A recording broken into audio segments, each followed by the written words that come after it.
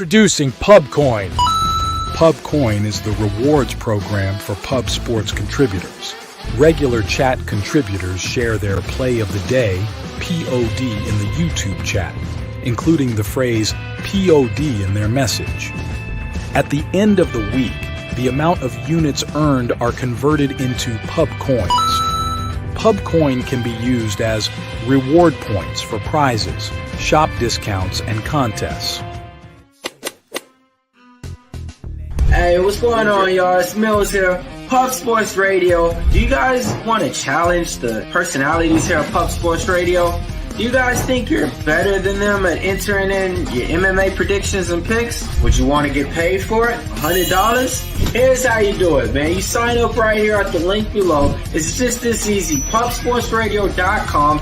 Enter your email. Pick your weekly picks. That's it. Oh, and you get bonus points if you can predict how they're going to win in what round. Every single week, a new winner's getting crowned. So every Saturday on Pub Sports Radio. So come on and check us out. You can win $100 just for signing up. Only thing you need to do is see if you can beat us here at Pub Sports Radio by entering your UFC predictions and picks weekly. Do it. I dare you. See you guys. Upgrade your membership to gold, you will be automatically entered in every horse race, every Wednesday and Friday. A lot of names, a lot of familiar faces, and another chance for $50 to sign up for PSR Gold. It's going to be a lot of fun. Why wouldn't you want to be on this list, huh? Frank, that's a great question. Does AI determine the winner? No, Frank. The fastest horse does. So shout out to everyone that's a member. We appreciate you guys. We let our horses run forever. 2.5 hours. Hey, what were you saying? Antonio, here we go. And they are off. You know I'm not winning this. My horse ain't like this. And here comes Big Show, who says 2 minutes is too long. Big Show wants this race to end right now. Going to be moving into the stretch soon. K-Wolf up front. Saturated making a move. And there's nasty motherfucking Nate. Director 97! And he shouldn't be Director 97. $100. T-wanting all the money. Oh my God, Director! And it's Director 97. Back. Oh my God! Fresh, take it home! We're 6-5-4!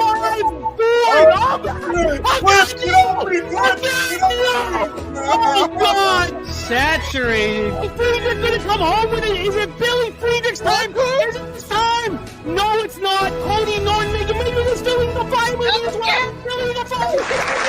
Algary's coming down! Does Coin have enough space to get home? Or will Gabby take care of business? Here comes the show! A third win for Director 97. But Connor Mack takes out. He might be blowing his load a little bit too early. Is anybody? The contest. Here comes Iron Eagle out of nowhere. Iron Eagle. It's a packed race. 5 seconds. Crystal from the back. Crystal. This actually won this action.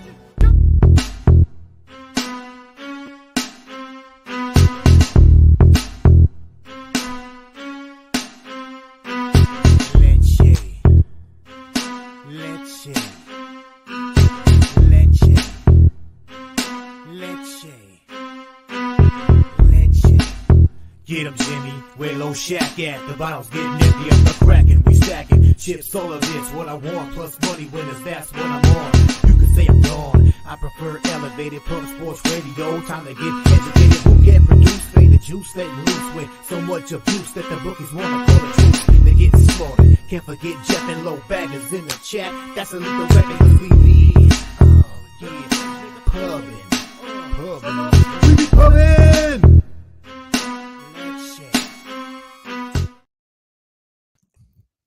Yo, hey everyone, welcome to Pub Sports Radio. His name is Jimmy the Bag. My name is Peter Loshak. I'm live, right? Everything good, Jim? Everything good, my man.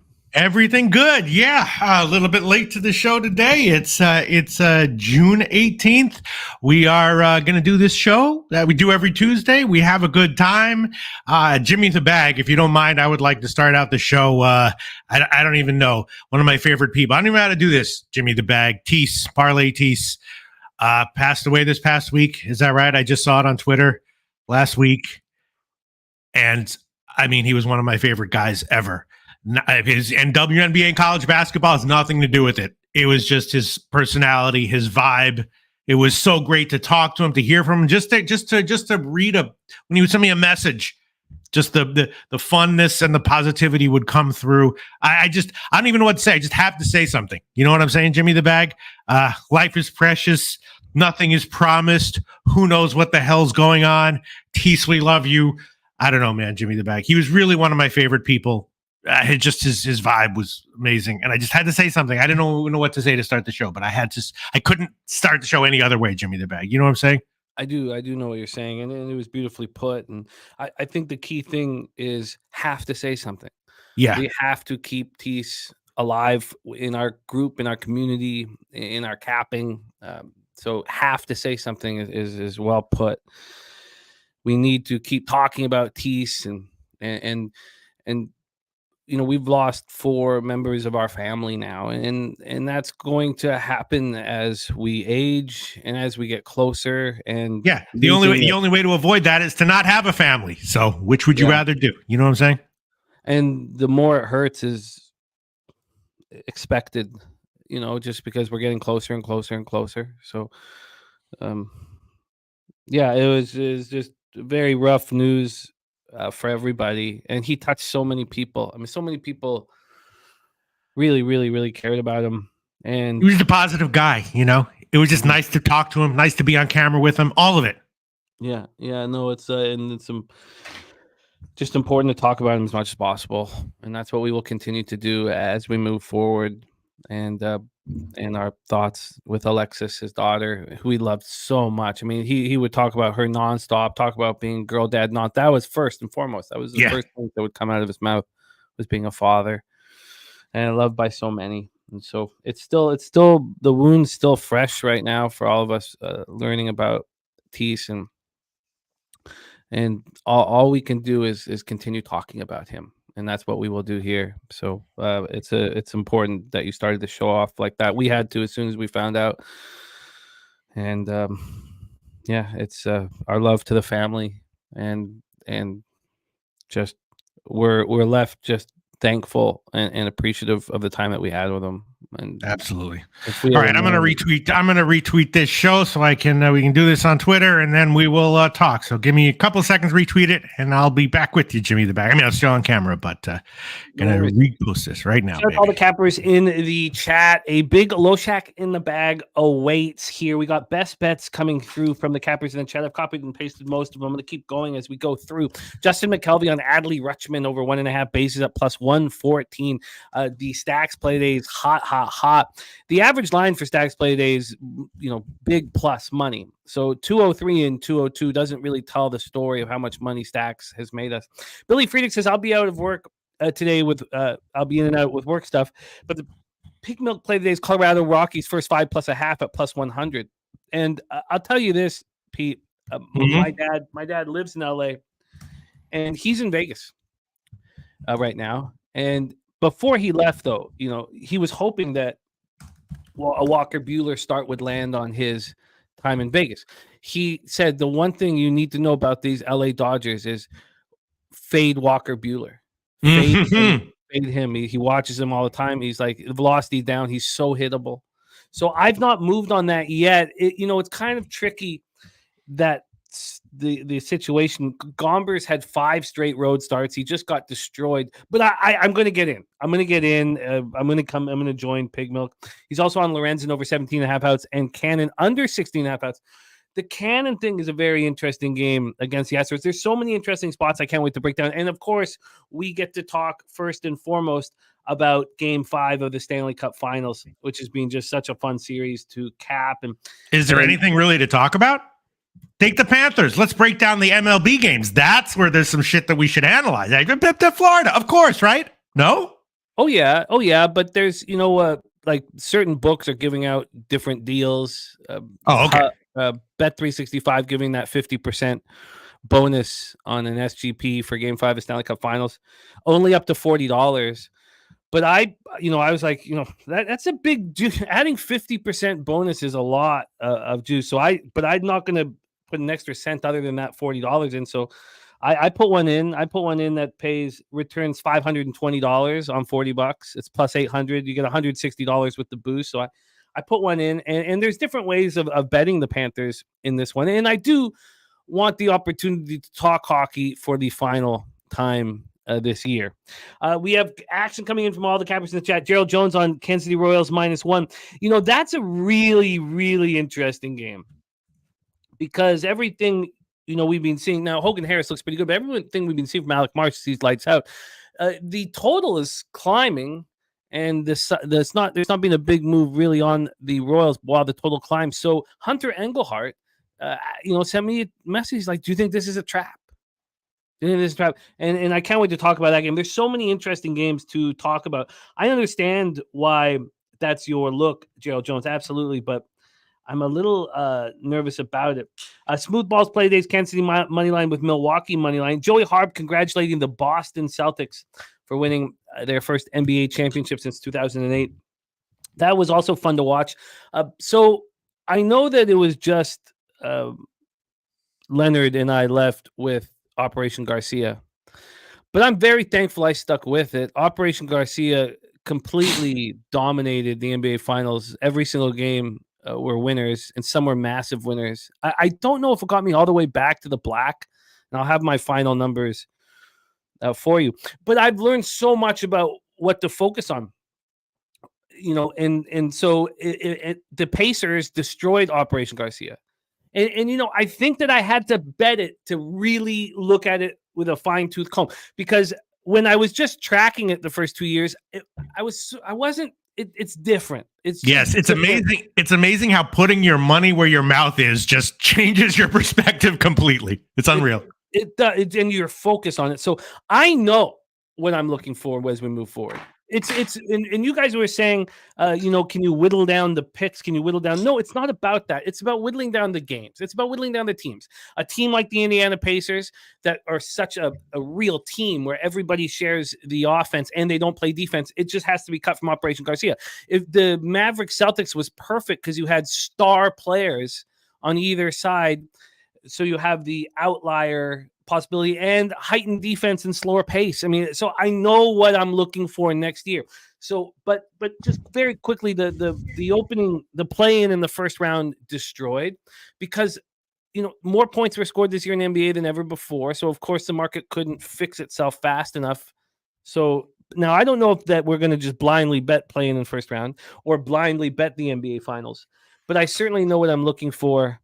And I'm thankful, very thankful that that Leonard and I stuck to it. It was a huge, huge cash. It was just incredible, as you could imagine. I mean, imagine how much money. Game 4, Peter, the 15 props that were available went 11-4 to the under. Of course, right? Because the Mavericks, none of the Mavericks got to their overs because they didn't play the fourth quarter. When the benches are empty, it's a wonderful opportunity for us. So. We'll talk more about that, of course, as we get into next season. And as always, even though I had, a $16,000 swing that I don't even know what to say about it. It was the hardest thing I've probably gone through in sports gambling because it was so intense, and I had to get all this action in right before the game started. And then the injuries, you'd have to wait till the very last second. I had just knots riddled through my back. Went up 6, down 10. I'm not sure how much I got back in the end, but I'm pretty close to the black. I made at least 5 in the NBA Finals, so I'll go over all of that stuff. But I know that Dennis Garcia was, and he never said it, but I imagine he was like, a little feeling uncomfortable with it not succeeding the year that we were hammering it.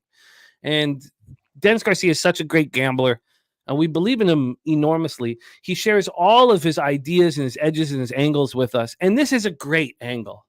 It just needs to be massaged a little bit and studied a little bit more. And That's all. And so I just want to give a shout out to Dennis Garcia, and so many of you guys, like, look at here in the chat. So we have, right up the hop, Justin McKelvey, Billy Friedrich, Gerald Jones, Jay Smooth, Ron Crawford, Morgan Spooner, all giving out their best bets. They want us to know about it. And that's what makes this group so special.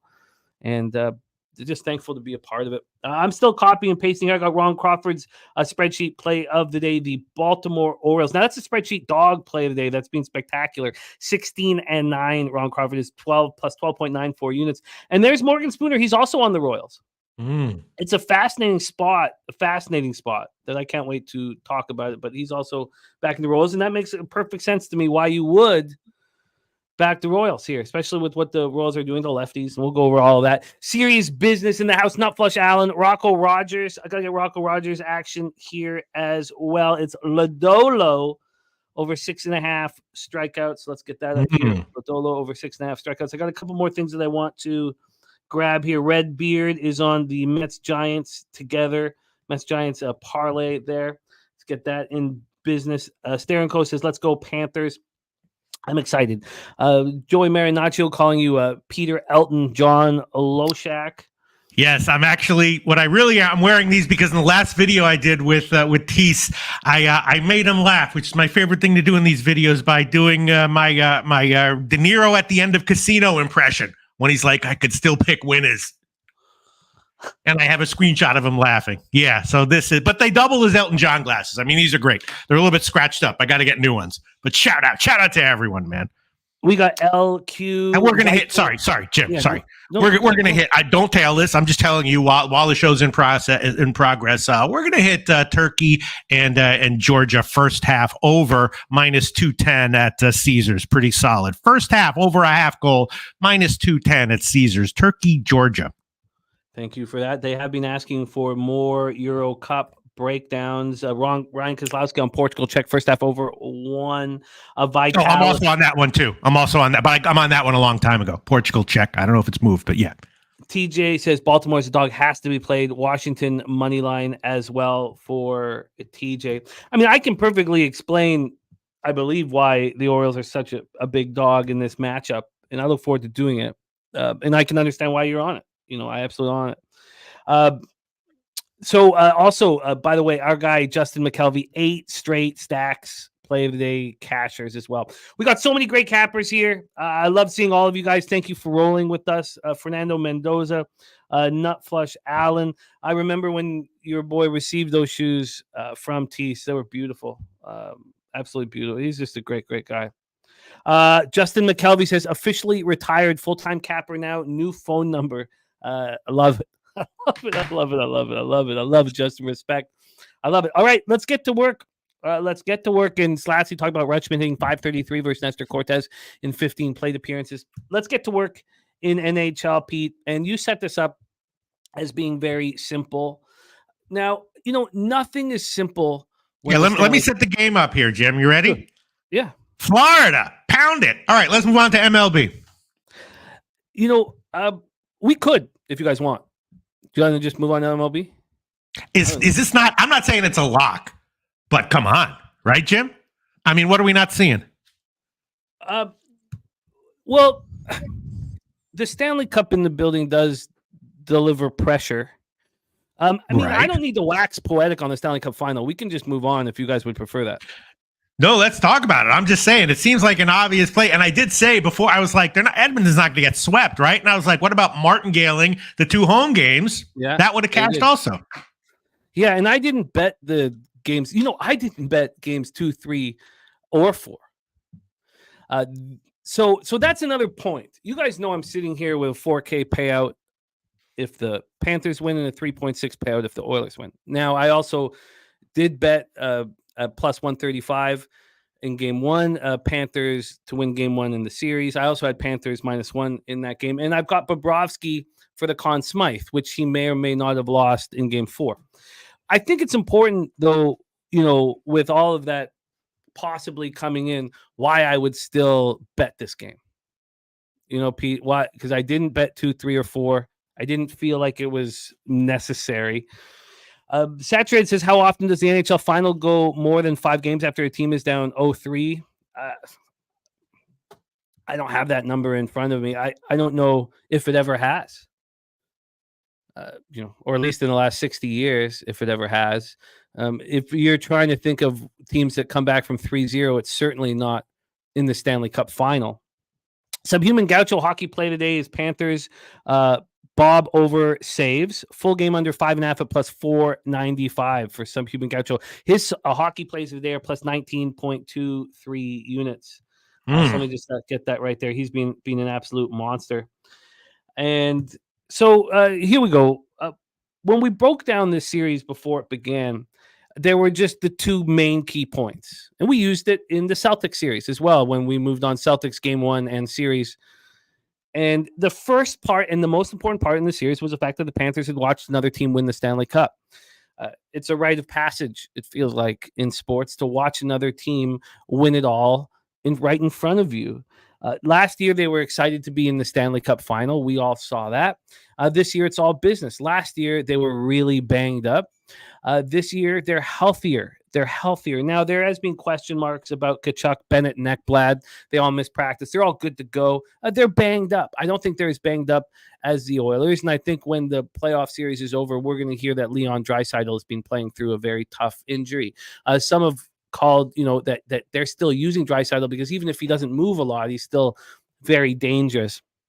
But that was the most important point. And then before game 4, before we get to the second most important point, before game 4, the players and families were all flowing to Edmonton. They were all flowing to Edmonton. And a lot of these guys have never won cups before. They've never been in that situation before. They all talked about the pressure of their families being there. And they get embarrassed 8-1. They get woken up. They get slapped in the face. So now it's all business. Now it's just all business. And the second point was legacies, right? Paul Maurice, we talked about this in the beginning of the series, the second most wins, the second most games coach in the NHL history, and he's never won a cup. Alexander Barkov is about to become the first Finland native to captain a team to the Stanley Cup. And after this cup win, Sergei Bobrovsky, at 35 years of age with 411 regular season wins under his belt, will cement his name as one of the best goaltenders in history. So I expect all these things to happen here tonight on home ice. And it helps to get the wake-up call. No one ever said this was going to be easy. This journey wasn't going to be easy. So they're coming off the second worst defeat by any team in a playoff game since 2001. That's tied for second worst. Tied for the second worst loss in a cup final game ever. The only one that beat that was when somehow the Minnesota North Stars made the Stanley Cup Final against the Penguins. They lost one of those games 8-0. Now, they only lost that series 4-2. They played pretty well in the series. But so what the Panthers dominate after losses, 4-1. They've outscored their opponent. This is in the playoffs this year. They've outscored their opponents by 21-10 in those 5 games. Florida lost by 3 or more goals twice before the Stanley Cup Final. And we have the exact example. Now, there wasn't a Stanley Cup in the building, but they in game 4, they lost 6-3 to the Lightning. They came back and beat them 6-1.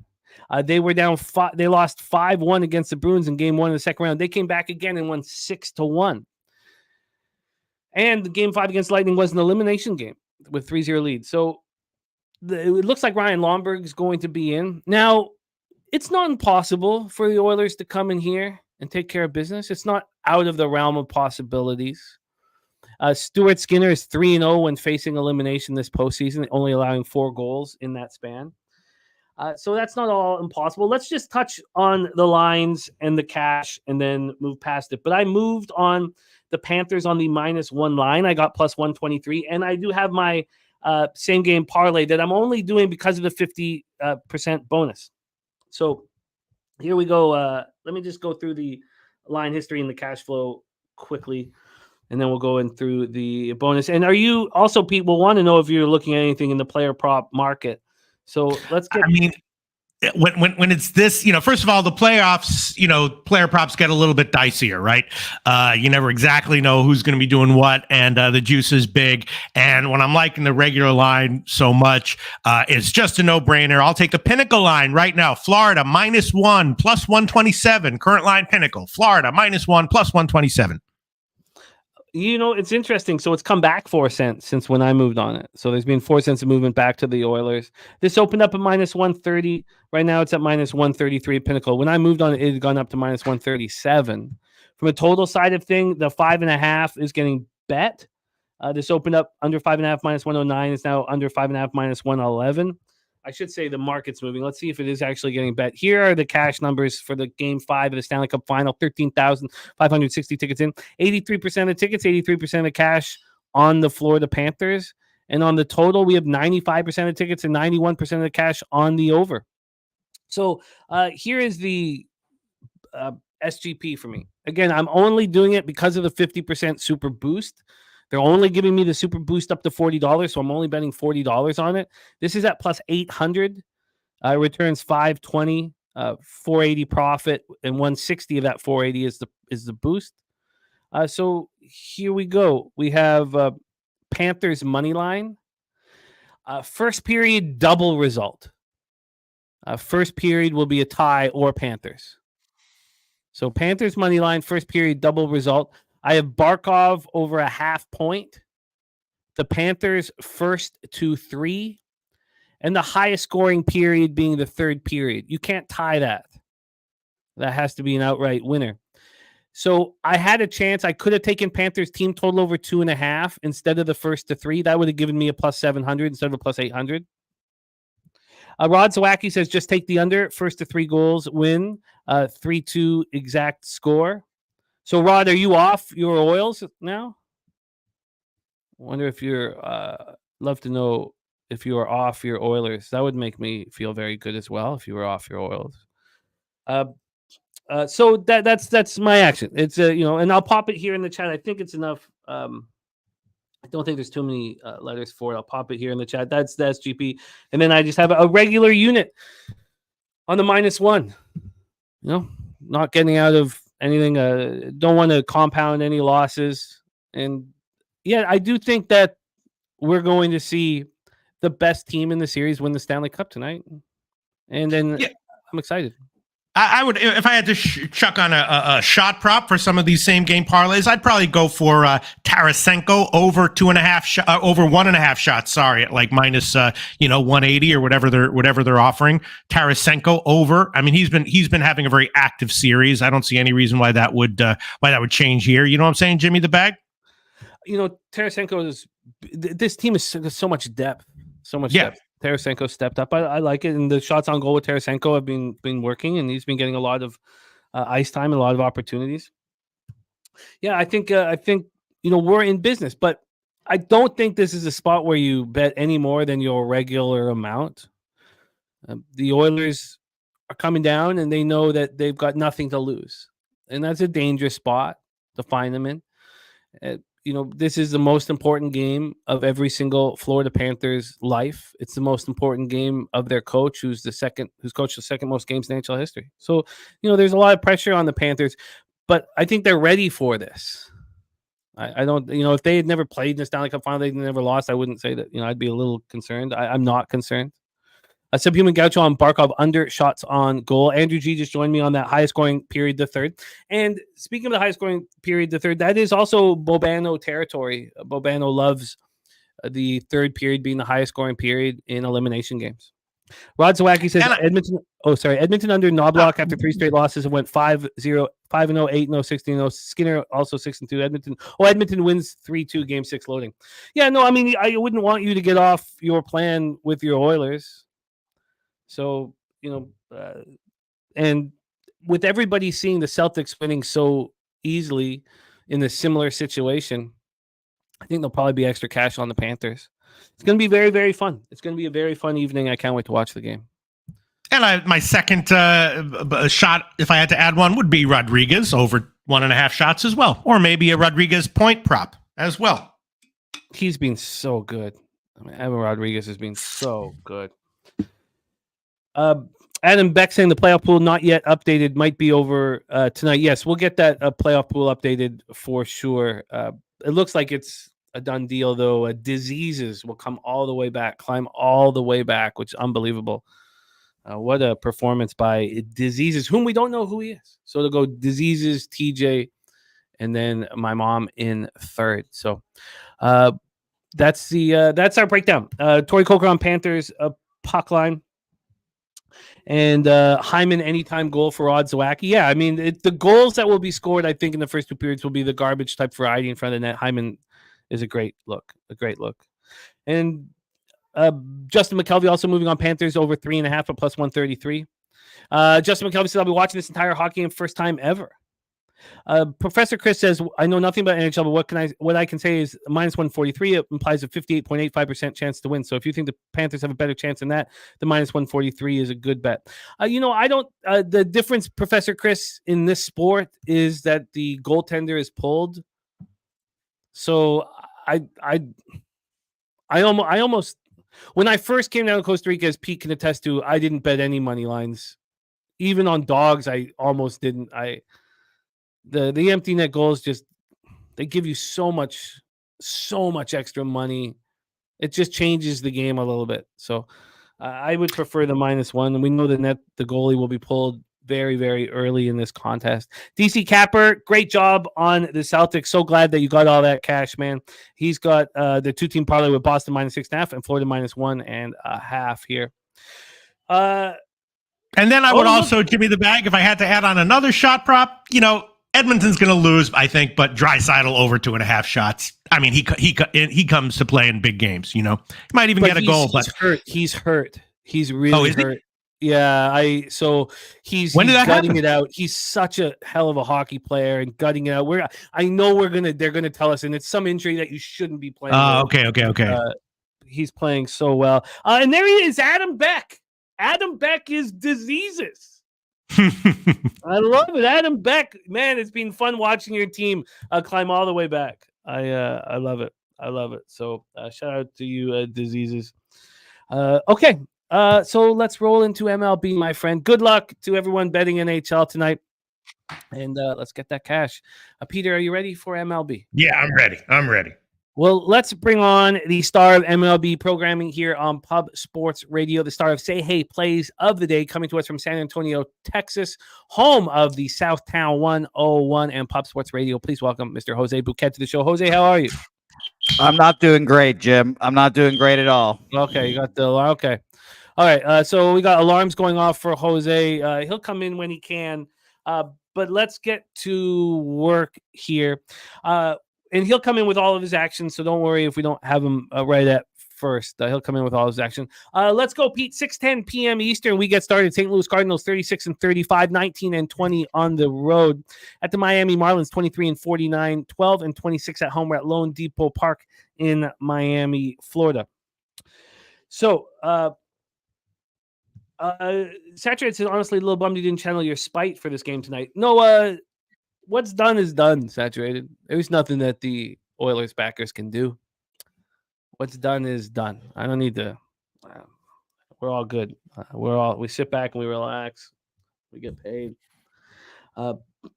Okay, Pistol Pete. Let's get into this one here. Yeah, I didn't have to summon any spite. I think you'd look like a dick now if you were gonna summon spite at this point. It's been a glorious. And you go up 3-0. It's just pretty relaxed. Now, in Gaussman's next start, I might summon some spite. But here, the roof will be closed. It's hot in Miami, so we don't need to worry about that. Let's get into the line history for this one. Sorry, Pete. Let me just move over to MLB. And we have Big Tits Lance Lynn going up against Roddery Munoz, the 24-year-old. Roddery Munoz coming off the best start of his career. Very young kid who's very good out of the Dominican, 24 years old. And he's never really pitched well in the minors. If you go back to the only minor spot where he had an ERA under 4 was in rookie ball. I mean, you go to AA 6.75, AAA 6.98 with whips over 1.7. This year in AAA, the 5.49 ERA. Now the whip was a little better at 1.29, but 31 strikeouts and 18 walks. Even in the show, he's got 27 strikeouts and 12 walks. So it was a bit of an outlier performance. But Lance Lynn, over his last 3 starts, Pete, hasn't been able to get through 5 innings of work. Right now, Rodri Munoz is at plus 127. He opened up at plus 133, so 6 cents of movement towards the Miami Marlins. When we get to the total here in this one, we are dealing with an 8. It's minus 115 to the over. This opened up at 8, and it moved to 8.5 5 hours later, and then it stayed at 8.5 till 9:41 this morning. Still, we have 5 cents of movement towards the over. Let's get into the cash flow here for this one before we hand it over to Pete. And this is the cash flow for game one, Pete. 79% of the tickets and 88% of the cash are on the St. Louis Cardinals, and yet the line at Pinnacle is moving towards the Marlins. For the total, 94% of the tickets and 92% of cash is on the over. Shout out to Truth Teller joining us.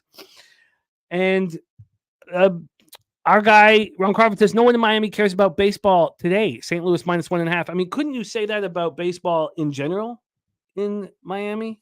Is it going to be that much different than any other game? We have a best bet here for BJ on the Orioles. Of course, BJ had 10 units on the Mavericks in game 4. What a call that was. And wine time, St. Louis, Miami under 8.5 and minus 120. I mean, what is the difference between this game and any other game at loanDepot? Is it really that big of a difference? Because it's not like they're going to draw 30,000 on a regular day. But maybe you were exact. Maybe you've hammered it perfectly right.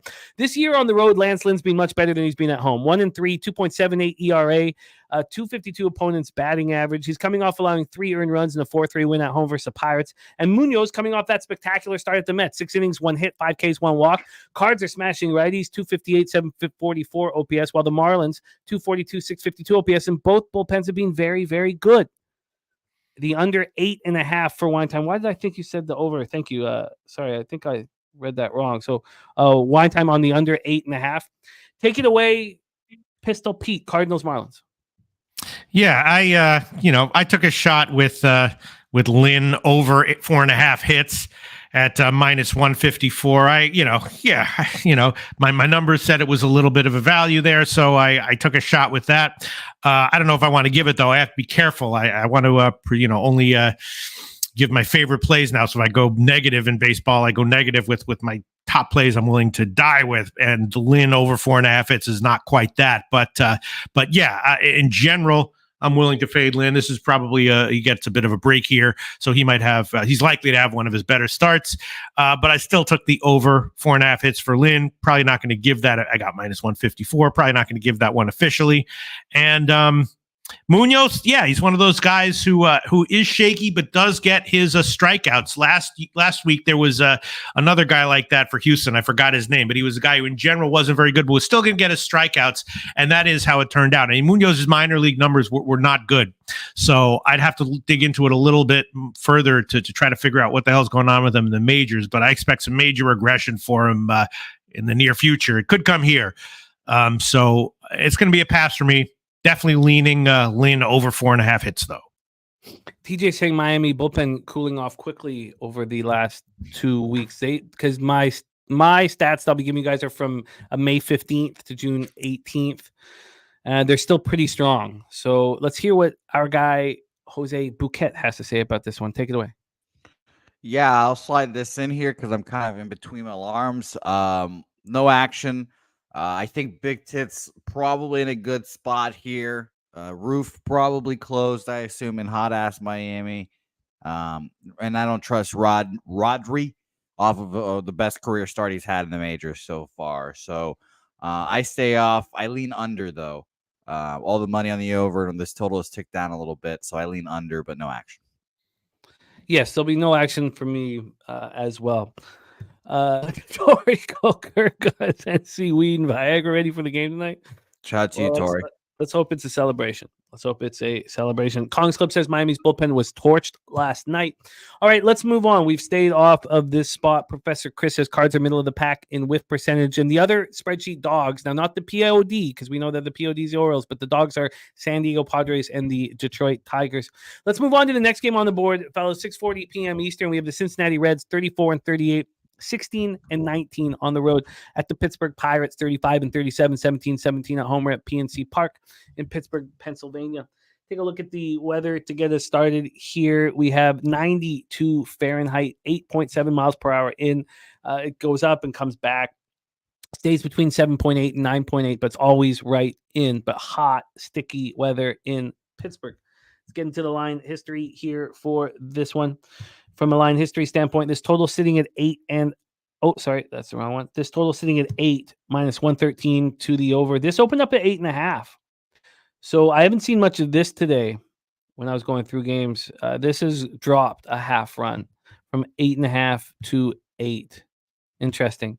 And then on the money line, we have Lodolo at minus 126. He opened up at minus 130. So we have a very slight 3 or 4 cent movement to the Pittsburgh Pirates. Let's get into the cash flow then for this spot. We have 94% of tickets and 93% of cash on the over, and yet it's dropped a half run. Wow. And then on the money line, 60% of tickets and 67% of cash on the Cincinnati Reds. And the lines move slightly towards Bailey Falter and the Pirates. Lodolo's been great this year. 7-2, 2.93 ERA, 1.06 whip. Clearly emerging as the best pitcher on the Reds. 62 strikeouts, 15 walks. Only allowed 5 home runs over 58 and a third. Coming off a beautiful performance at home. 4-2 win over the Guardians. 7 hits in 6 innings. 2 earned runs, 6 Ks and 3 walks. On the road, he's been great. 159 opponents batting average. 3-1. 2.55 ERA, 24 and 2/3. Bailey Falter, coming off 4 innings and 8 hits. He was lucky that it was just a 4-2 loss. But at home, he's been strong this year. He's been strong this year. 3.86 ERA, 1.11 whip. He doesn't have the K to walk ratio that you'd hope for, especially at home for whatever reason. 23 strikeouts, 10 walks, 218 opponents batting average. The Reds are hitting lefties hard since May 15th. 246, 733 OPS. And the Pirates are hitting with a decent average, but no power at 252, 689. The Pirates bullpen has been really bad. Well, all of a sudden, this Reds bullpen has been lighting things up. Justin McKelvey says the Pirates are 1-5 after Skeen starts. Says, I track this bum-ass team. Regidan Codes in the house. Great to see you. LJ from H-Town says Pirates 22-12 on the run line after a win, number 1 in the NL. And anonymous user 1 says, when I see Lodolo, I think first 5 under, cashing in his last start. And TJ said, if I was on the show, Cincy would have been one of my bets. Professor Chris says, Model has the Reds at minus 126, so we can't get there at minus 122. Take it away for us, Jose Bouquett. Game 2 on the board, Reds Pirates. Yeah, excuse me. I lean Reds for sure here as well, but I didn't move on it. I just think the Reds are a better team. I like Lodolo a lot. Better bullpen, better lineup. I don't love laying juice with the Reds, honestly. But the main concern here, this opened up at minus 130 and it has dropped down to minus 123. So that is a little worrisome for, I guess, Reds backers. I'll stay off, but I like the Reds here as well, and I agree with all the people fading the Pirates, especially after Skeen's days and Bailey Falter. I'm interested in this under market pushing me in that direction. Pistol Pete, Reds Pirates. Well, my numbers like Lodolo over 17.5 outs, another start to go 6 innings, which is my gut tells me that's just too good. That's just such an obvious play, and it's a little trappy, but my numbers like it, so I bet it a little bit. It's gotten bet up a little bit at Pinnacle right now. So I don't know if I want to give that officially, but that's definitely a lean. That's the only one. That's the only one I bet. And my numbers also like Falter over 4.5 strikeouts a little bit at plus money, which let me see where it is right now. Strikeouts. Yeah, it's, still plus money. That also makes me nervous, but the numbers I look at liked it. And my numbers in general expecting a better start from Falter than what we've seen recently. Liking over 15.5 outs as well at like minus 117 or so. I don't know if I want to make anything official. If I were going to make something official, it'd be Lodolo over 17.5 outs. But again, I got to be pretty conservative right now with my official plays here. But I did bet Lodolo to have another 6-inning start. Well, I think I'm going to get in on this. I think that the under is calling my name here, and the move to 8. The 8.5 at Pinnacle is minus 118. I kind of like that spot here. I think I move on that here while this show is going on. Does the Heat? I mean, this is a pitcher's ballpark, Pete. You've talked about offense kind of being a struggle there at times, but now it's getting hot, but the wind is blowing in. Oh no, it changes in the summer, of course. Yes, no doubt about it. But if I gave you a free $500 bet right now on the total at 8.5, what do you move on? Or even at 8, what do you move on? Yeah, I mean, it would be the under, sure, of course. 8-9 mile-an-hour winds blowing in as well, by the way. Yeah. It says those are wind weak factors, but what do you mean? Swish says like the wind is weak apparently, but it's still 8-9 mile-an-hour winds blowing in. Yeah. It gets up to 9.8 an hour in. So yeah, all right. Let's roll on here. Resident Code says Nick Lodolo 2-7-1 to the under. Falter 6-5-1. Yeah, I think I move on this while the show's going on to make sure that I can get this price. Feels like it's moving towards the under, and I'm going to lock in. Let's move on to the next spot on the board because I almost bet it, and I stopped myself. 6:40 p.m. Eastern with the San Diego Padres 37-39, 19-18 on the road. At the Philadelphia Phillies 48-24, 28-10 at home. Let's take a look at the weather here in Philly. Well, I'm sure will be similar to Pittsburgh. 90 Fahrenheit. 10.1 miles per hour out to left field. So it's very offensive weather for both Michael King and Aaron Nola. By the way, TJ says back since he is faves, fade his dogs, very profitable. And also our guy Vipe thinks Falter gets touched here in this game, which obviously would hurt the under. Let's get into the line history for this start. King on the road in Philly. We have Nola at -136 right now at Pinnacle. So opened up at -149. When I was looking at it, it wasn't moving. And that was alarming enough for me to pump the brakes. Let's get to the total here in this one. Now we've had this big move, so I'm thankful I didn't. This total is at 8.5. This opened up at 8.5, immediately dropped. 3 hours later, it dropped to 8. Then went back to 8.5. And back to 8. And these weren't quick moves. These were separated by a couple hours each time. Then it stuck at 8, and then it moved back to 8.5. So at this point, we've had 13 cents of movement on the over. My initial thought was the under with these two guys, and it was the Phillies as well, which I kind of slowed down on. Lamont Williams liking Philly, first 5 run line. Thank you for dropping in and rocking with us, Lamont. Robert Franklin leaning towards the Padres. Robert Franklin also on the over 8.5. So let's talk about this cash-wise here. 92% of the tickets and 99% of the cash on the Phillies. I wonder if that alone should push us to the Padres. 95% of the tickets and 94% of the cash on the over 8.5. Michael King coming off allowing 2 earned runs in a 5-4 win at home versus the A's. Over 5 innings, but he struck out 12 in that start. I mean, this is an older pitcher who's pitching as well as I've ever seen him pitch. On the road, 4-2, 3.11 ERA, 41 strikeouts and 46 in the third, 50 walks, but a 221 opponent's batting average. Aaron Nola coming off getting lit up and smoked at Boston. And I'm sure you watched that game, Jose. I thought immediately bounce back start for Aaron Nola. The problem is the Padres are ripping the leather off the ball against righties. Since May 15th, 279, 760 OPS. And the Phillies aren't hitting at all. 239, 674 OPS. And both bullpens have been so good, especially the Phillies bullpen. 2.36 ERA, 1.13 whip. TJ says the concern for the under is that King is not going deep. Padres pen sucks. I mean, statistically, since May 15th, they're in the top half of the league, in the top 10 of the league. 3.59 ERA, 1.24 whip. Jake Burns says it's the best bet on the entire board. The Florida Panthers tonight. Yeah, I think so. But I wouldn't bet any more than you would regularly bet on a hockey game. Completely stay in your shoes. But yes, I think so. And it wouldn't be a huge shock if the Oilers carry the momentum on this business trip down to Florida. I just don't expect it to happen. Jose, take it away. Padres, Phillies. Yep. Padres on my card. And I'm also dipping my toes slowly in the waters.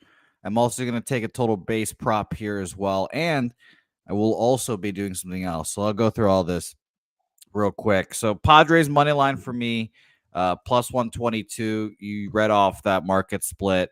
All the money on the Phillies here, expecting a bounce back, and the line just becoming cheaper and cheaper to bet them.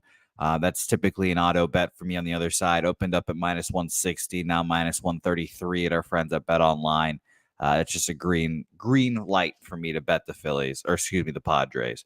I also am going to add Luis Arraez over 1.5 bases plus 110. 0 for 3 yesterday. Just too good of a hitter to go back-to-back 0 for 3s. I also, unfortunately, he went yard twice yesterday. I'm going to wait for the days where he did not go yard back-to-back days or back-to-back.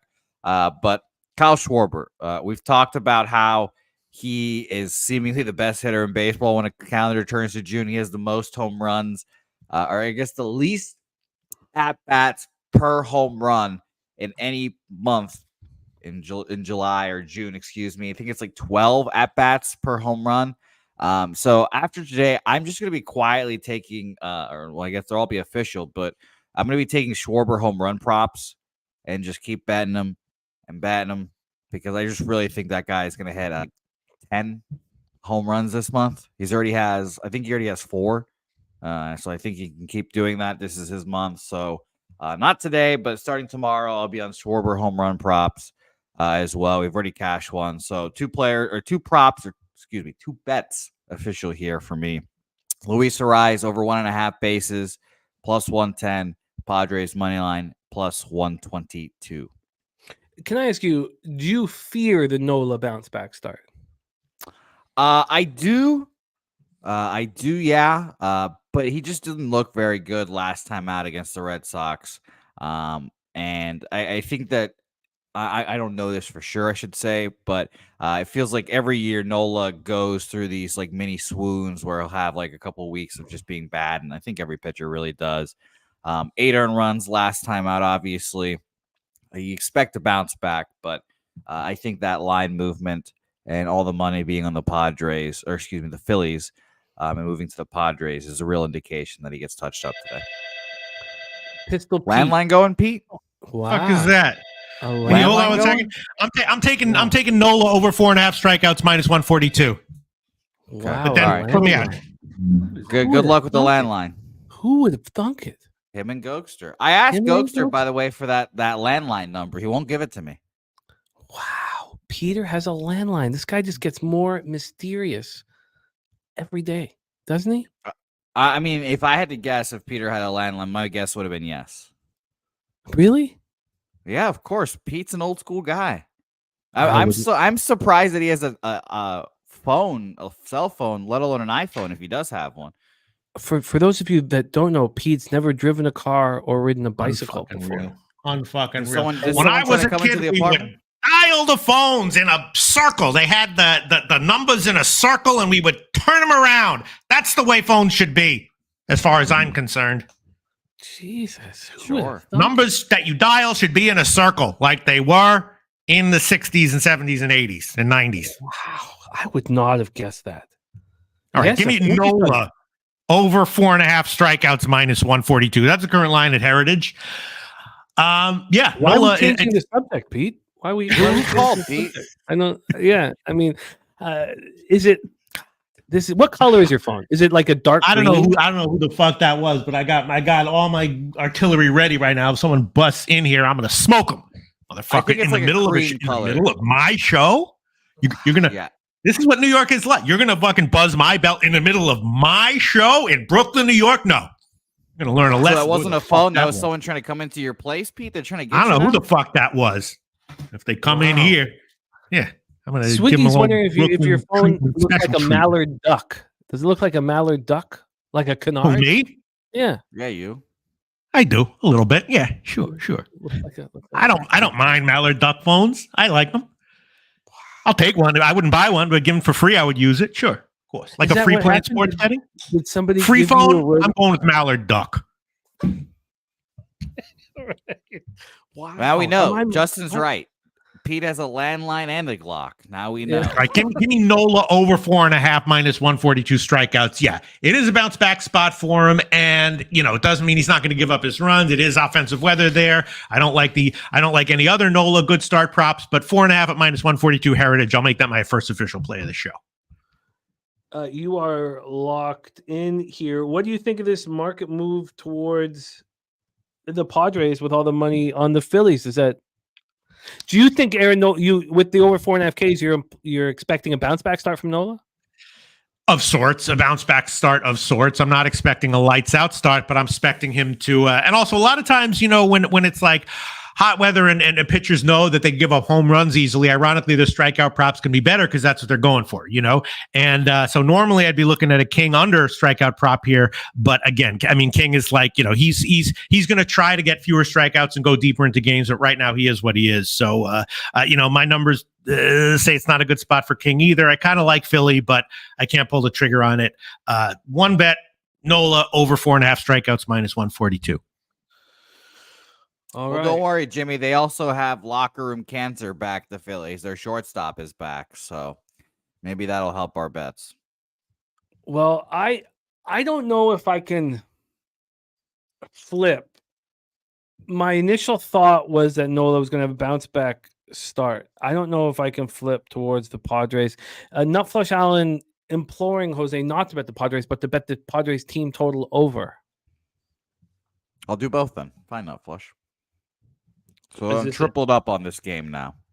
So what is the Padres team total?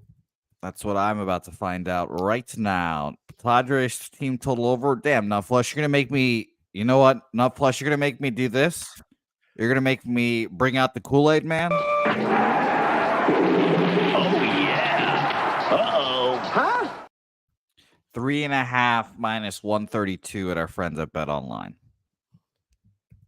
I'll bet it again just for you, Nutflush. Huh. Very, very, very interesting. I'm going to have to sit with your guys' action here. I find the game, it was the first game that really jumped out at me, and I thankful that I didn't move last night, but now I've got a lot to think about. Jose on the Padres money line plus 122. The Padres team total over 3.5 minus 132, and Luis Arraez over 1.5 bases at plus 110. Peter Loshak has a rotary phone. Yes. And he's on Nola over 4.5 Ks at minus 140. What color is it, Pete? Tell us, It's Pete. a blue. It's a light blue, like more of like a teal. Yeah. Like Sure. the kind of blue you'd find on a rotary phone in a senior's home. Sure. Yeah. If that makes you happy. Yeah, sure. All right. Let's roll. TJ Parks in the house. Anna Glock 17 says Justin McKelvey. That's not as humorous. Yeah. But yeah. Well, don't worry. He also has a Colt action, according to Vitalis, as well. Colt action pistol, whatever the fuck that means. So No, it's nice that you Justin call McAfee's like, Vitalis. you got extendo on your Glock now. We just blow them away in Brooklyn. Yeah, we don't worry about all that crap. It's I'm old nice that- school. We just It's blow nice them that away. you call him Vitalis, but Peter has a rich history of calling him Vitalis. Vitalis? Vitalis. Years. Yeah, Over whenever like Pete's years. it's like me and Rocco, that's just what it is. But What is it? Vitalis, I use the classic Latin pronunciation. Excuse me for being educated. All right. Let's move on. 6:40 p.m. Eastern. Pissed Seattle off right Mariners, now. 43-31, 60-19 on the road at the Cleveland Guardians, 44-25, 21-8 at home, Progressive Field in Cleveland, Ohio. What a team these Guardians are, man. The offense doesn't look so mighty, but when you watch them, everything is in play. The weather at first pitch, 91 Fahrenheit, 6.7 miles per hour in, dies down, or stays around 6.7 to 7. Not much dying down there, but in. Let's get into the line history here for this one. We have the total at 8.5. This opened up. Oh, no, it's back to 8. No, it's back to 8.5. Wow, it's been jumping all over the place. 4 minutes ago, went back to 8.5. 10 minutes ago, it dropped to 8. So this opened up at 8 at minus 107 to the over, and now we're at 8.5 plus 103 to the over. Let's get into the money line here for this one. From a money line perspective, we are sitting here with Tristan McKenzie and the Guardians at minus 120. They opened up at minus 113, 7 cents of movement towards the Cleveland Guardians. Let's get into the cash flow for this spot. In the total, you have 90% of tickets and 87% of cash on the over. On the money line, you have 77% of the tickets and 81% of the cash on the Guardians. Surprise here. Surprise. Bryce Miller coming off an excellent start, but it was at home against the White Sox. 7 innings, 8 Ks, 2 walks, didn't allow a run. Went up against Jonathan Cannon in that start, who we'll be talking about in the Astros White Sox game. On the road, Bryce Miller's been horrific. Only 33 in the third innings, but 5.94 ERA is just getting touched. Tristan McKenzie, dealing with the elbow issues. Last start, 5 in the third, 4 hits, 2 earned runs, 4 Ks, 2 walks, 5-3 win at the Reds. At home, 233 opponent's batting average. But the craziest stat for him is 39 Ks and 27 walks at home. The Mariners don't hit righties, 228, 688 OPS. And the Guardians are raking against righties right now, 260, 750 OPS. Again, these stats are all from since May 15th. And the Guardians' bullpen is 2 runs better than the Mariners' bullpen over 9 innings since May 15th. Wow. A lot to think about here. Jose Bouquett, Mariners, Guardians. Yeah, I think this is a great game here, honestly. It's a good game with 2 division leaders, 2 playoff teams.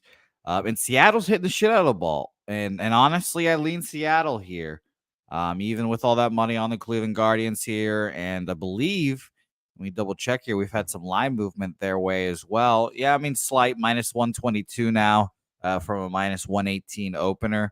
Got up to minus 124 at one point, even with a 77% of the bets and 81% of the money on them.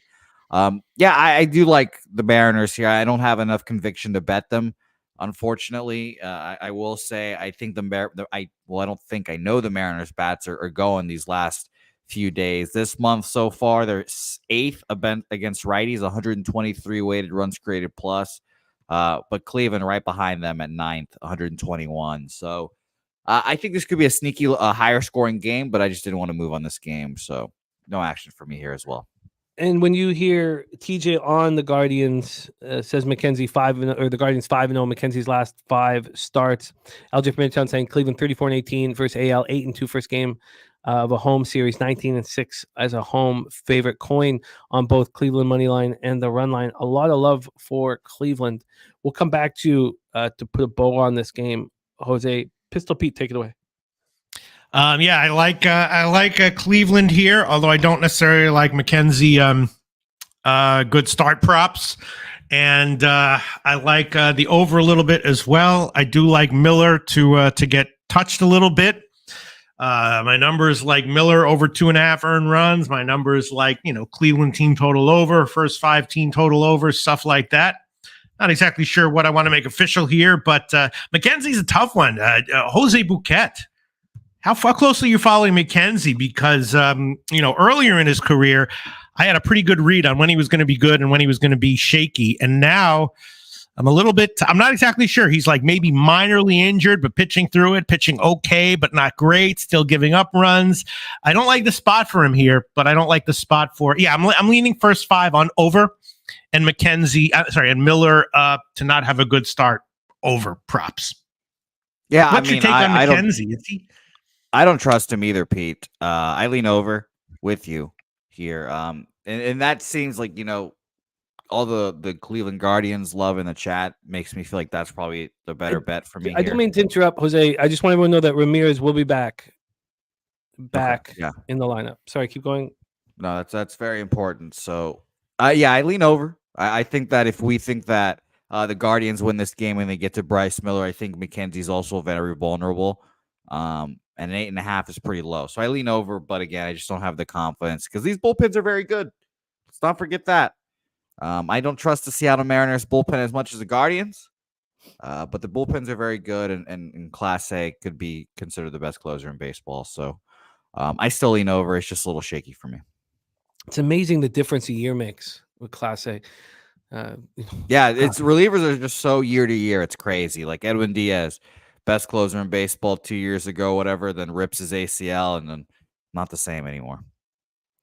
Billy Friedrich says cannot trust McKenzie as he's pitching with that injury. We started thinking that way and we changed. Yeah. And it's still in the back of my head, so that's probably a reason why I don't back him as much. Oh, yeah. I think that I don't like to get into psychological factors here in baseball when we have every number that you could possibly imagine to back your action with, but it does feel like Jose coming back to this lineup, back at home, hot, beautiful day against a pitcher who's been struggling on the road with a pitcher that they love and Tristan McKenzie. It does feel appealing for the Guardians. I think I get there. I did bet that under 8.5 in the Reds game, so I bet that, but I think I'm going to get to the Guardians here. All right, Jim, I'll take the Guardians team total over 3.5 minus 143 current line Pinnacle. I'm going to shop around to get a little bit better if I can, but I'll take that one. Team total over full game. Team total over 3.5 at minus 142. 143, but I'm going to shop around, see if I can get better somewhere. Which side was that for, Pete? Guardians. Guardians. I like that 3.5. It's nice. All right, let's roll on. Next up for us, 6:45 p.m. Eastern, Arizona Diamondbacks 35-37, 16-19 on the road.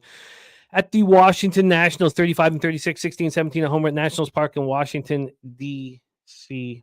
Let's get into the weather first in Washington. 93 Fahrenheit. Feels like 96 at first pitch. 9 miles per hour to left field out to the pole. Gets up to 9.6 before dropping to 8.5. We have Slade Ciccone versus Jake Irvin. Yes, Slade Ciccone screwed me badly in that last start. 3 innings, 10 hits, 7 earned runs, 2 homers, 4 Ks, 0 walks. Also screwed Hunter Engelhart, who sent me a very angry message. His anger towards Slade Ciccone was... I'd be interested in this message. Hunter doesn't show emotion very often, so it's very interesting. No, he doesn't. He doesn't. And I've got his action here as well for him, for Hunter. By the way, Hunter is on first 3 under 1.5 in Cleveland, Seattle at plus 195. And the first 3 under 2.5. He's got New York, Baltimore, both to score 2 or more in the first 5. And he's on the Royals first half. But he wrote me this message at 10:41 p.m. on Wednesday night. Ciccone had himself a day. He's not far away from being sent down after fucking this perfect get-right spot he had tonight. He fucked not only himself, but us too. That was the message. From that's good. Our friend That's good. Hunter Engelhart. DC Kepler on the under 8.5 here as well. So let's roll. What is Slade Ciccone going to do here after the debacle at home versus the Angels? Now, one thing you can say about Slade Ciccone is that he has been better, much better on the road. 1-2, 4.02 ERA, 226 opponents batting average. Now, overall this year, he's got a 6.70 ERA. The whip isn't that high. It's just that he's allowed 12 home runs over 44 in the third. Going up against Jake Irvin, who's coming off a spectacular start. 1 earned run. It was a solo shot, 5 Ks, 1 walk, the 7-5 win at the Tigers. He's been great all year long. 3 ERA, 1.04 whip. He's actually striking batters out this year. 69 Ks and 81 innings.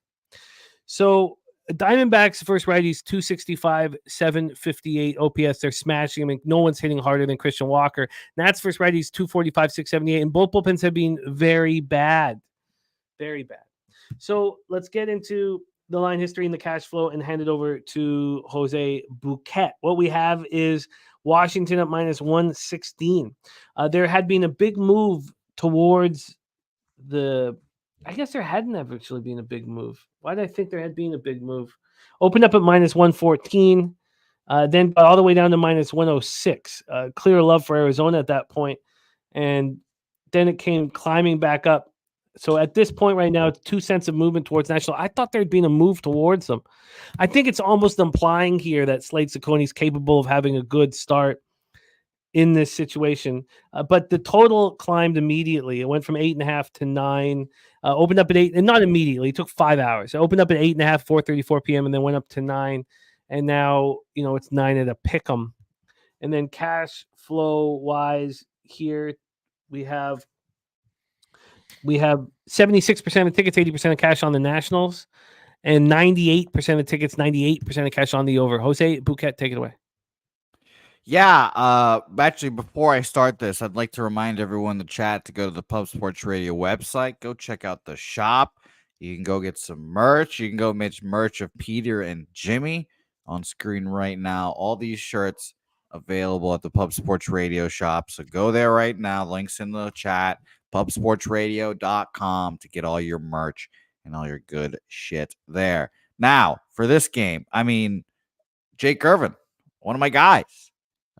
He's been good to me, I guess, in points. I need to go and I guess, at the end of the year and look how many times I've bet the guys in my rotation and see how they've done for me. I'd be very interested in those stats for me. And I do luckily still have my list of guys that I have in my rotation officially right now. And it obviously is a changing list, but 6 innings, 1 hit last time out, 6 shutout against the Braves, 6 2 innings against Cleveland, another 6 shutout against the Braves.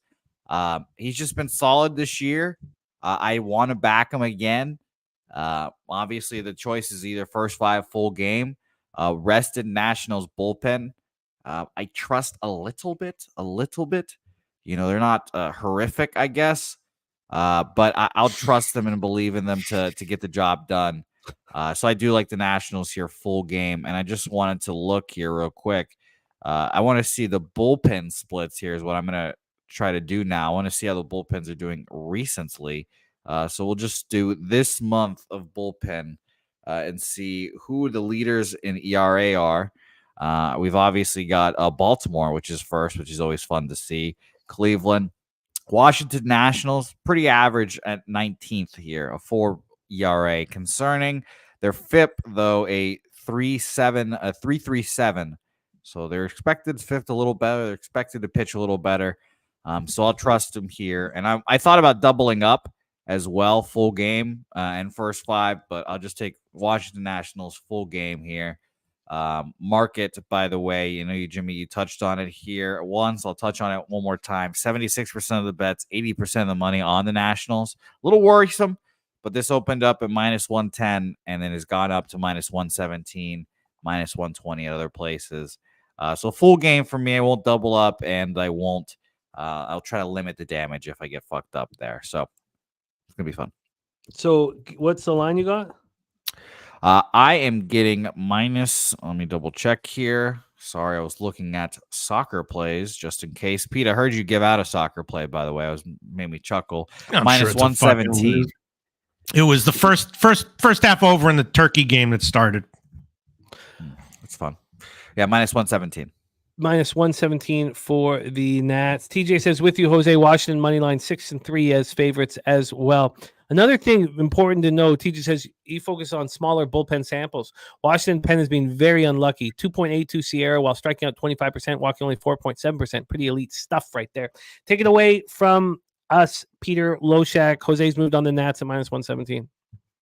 Well, yeah, it might have been a sucker thing to do. My numbers kind of liked, once again, Irvin to get another solid 6-inning start. So over 4.5 strikeouts and 17.5 outs. That one makes me nervous. I like the strikeout. My numbers like the strikeout prop, 4.5, a little bit more. I did bet him. Not sure if I want to give it official though, but yeah, Irvin seems to be very consistent right now and reliable. No reason to think that is going to change here, at least from what I'm looking at. Maybe other people have numbers or information that is more insightful, but I'm liking Irvin again, over 4.5 strikeouts, even at the juicy line, and over 17.5 outs. But you'll tell us if you make either of those official? Yeah, I'll tell you. I don't know. Yeah, I'll tell you. By the way, Nationals next year are going to be a decent ball club. Yeah. In 2 years, I think they'll compete for a playoff spot. Next year, they'll be like somewhat out of this race, but they'll be in it. They're going to be a decent squad. They've got a good pitching staff going. They just need to find some good hitters. They've got one at least, so it's going to be very fun. Let's roll into this next spot. 7:05 p.m. Eastern. We just heard our guy DC Capper moving on Baltimore at plus 130. TJ is back to Baltimore on the dog. Everyone's on Baltimore. We have not heard one person on the New York Yankees. Ron Crawford has used the Baltimore Orioles as his dog play of the day. That's cashing at just an alarming rate right now. The dog of the day from Ron Crawford is 16-9 plus 12.94 units for Mr. Ron Crawford. Shout out to our guy, Ron.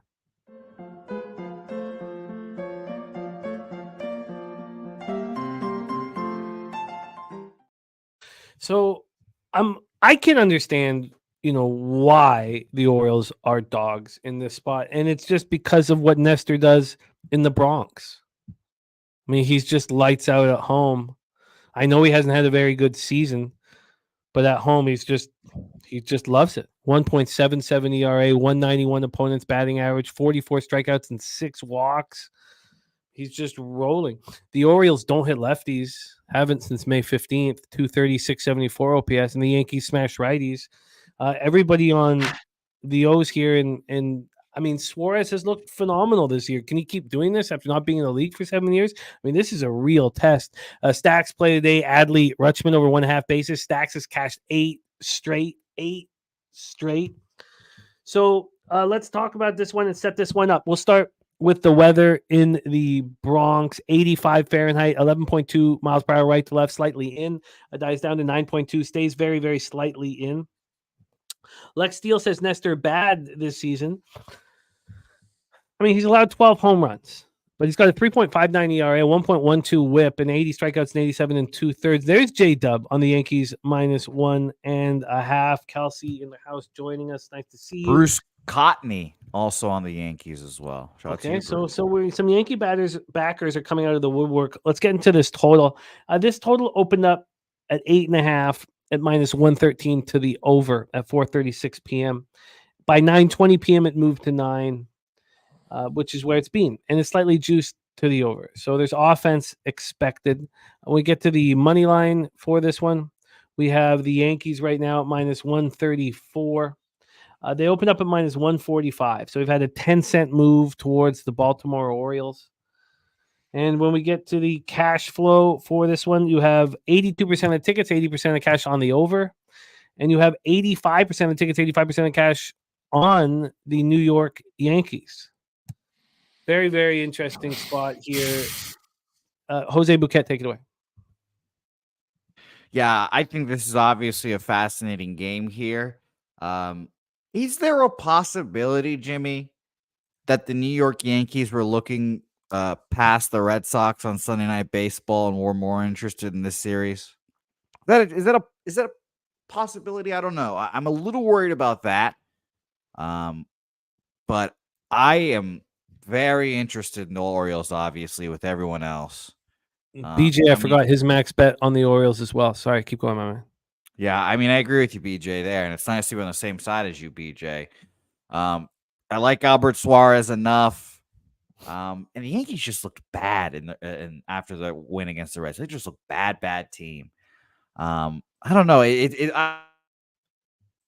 And you guys know that I don't trust Nestor Cortez, obviously, as well.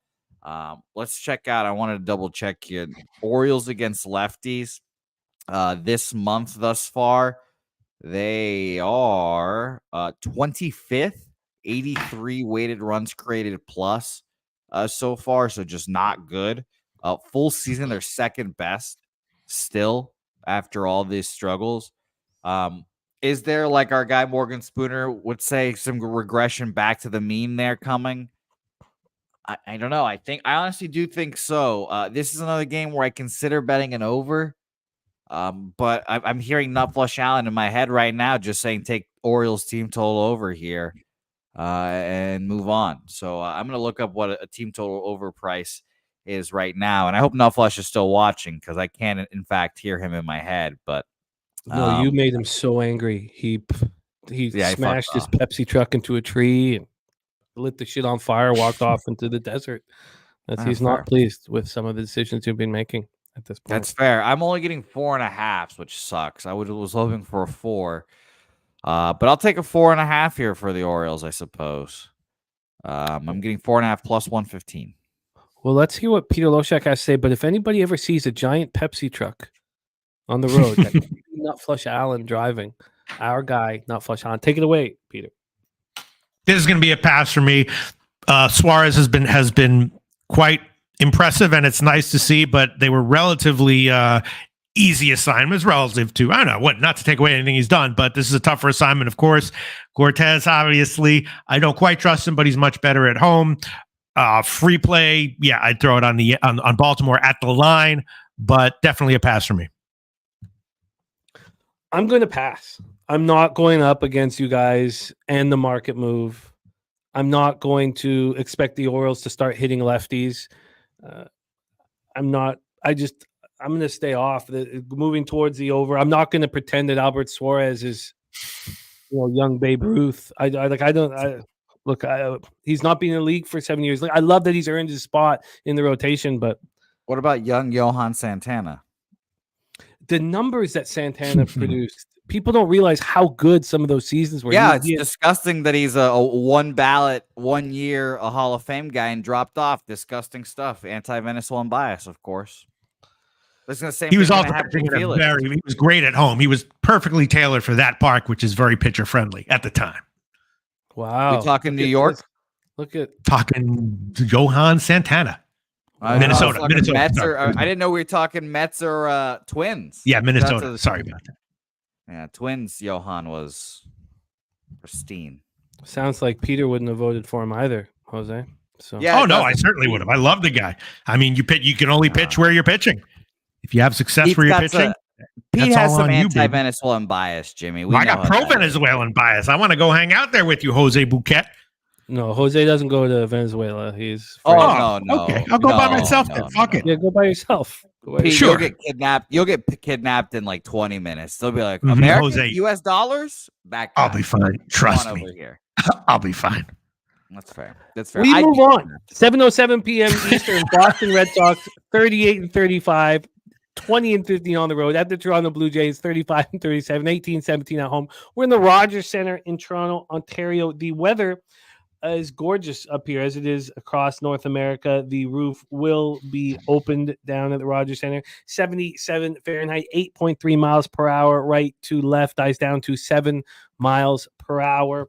Let's get into the line history here. Jimmy, I know we don't talk about what happened yesterday, but the Canadian Red Sox just came in there and stabbed these fucking Blue Jays in the neck. And I made a spite back against Mikey Money yesterday because he was talking all that shit about the Red Sox, and we cashed, and I picked up another stake on Mikey. So suck it, Mike. If there's another lineup that has Justin Turner and George Springer in it, I don't think I'll watch another Blue Jays game.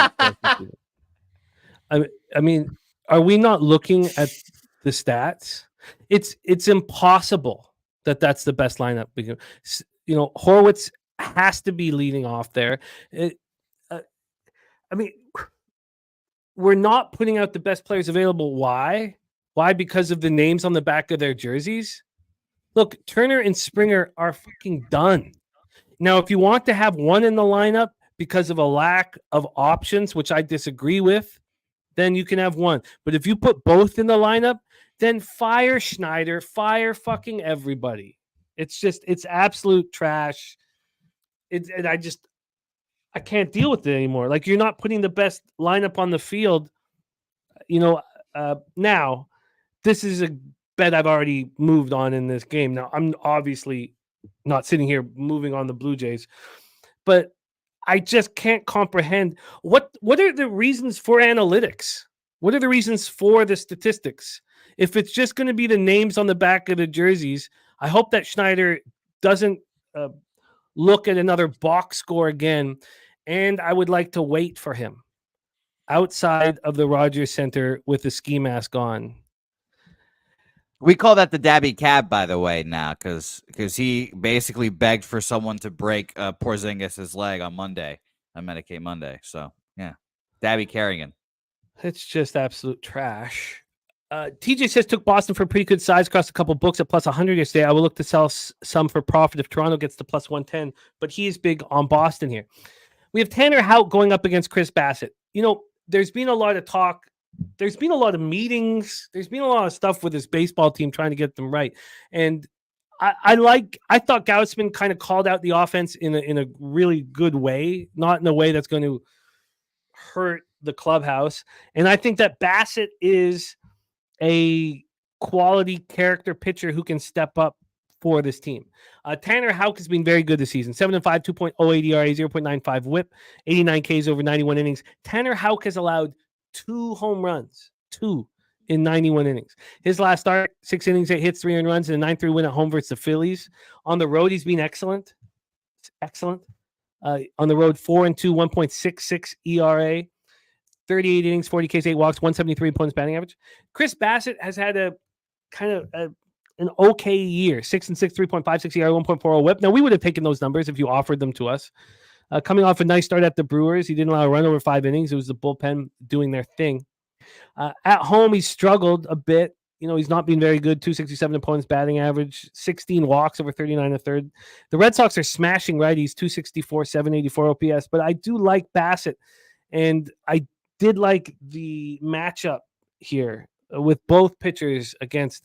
I mean, there's only one guy that has touched Bassett at all, and that's the best hitter on the Red Sox. So if you can just stay away from one guy, I don't see why you can't get through this lineup here. Has he seen Duran, Rafaela, and those guys, the new ones? No, and this is such a different Red Sox team than we're used to. They have so much athleticism and. Oh God, yeah. No, I'm fully torqued for this Red Sox team now. I'm all the way in. This is the 2016 Red Sox all over again, where they're just a bunch of young players and there's like young Mookie Betts, young Jackie Bradley, all those fucking guys. Yeah, I'm all the way in. It's disgusting. Yeah, what a career Jackie Bradley had. Oh God, what a great career. He's gonna be a Red Sox Hall of Famer. I love Jackie Bradley Jr. The Jays opened up at -104. We had him for about 30 games, pointed and laughed at him.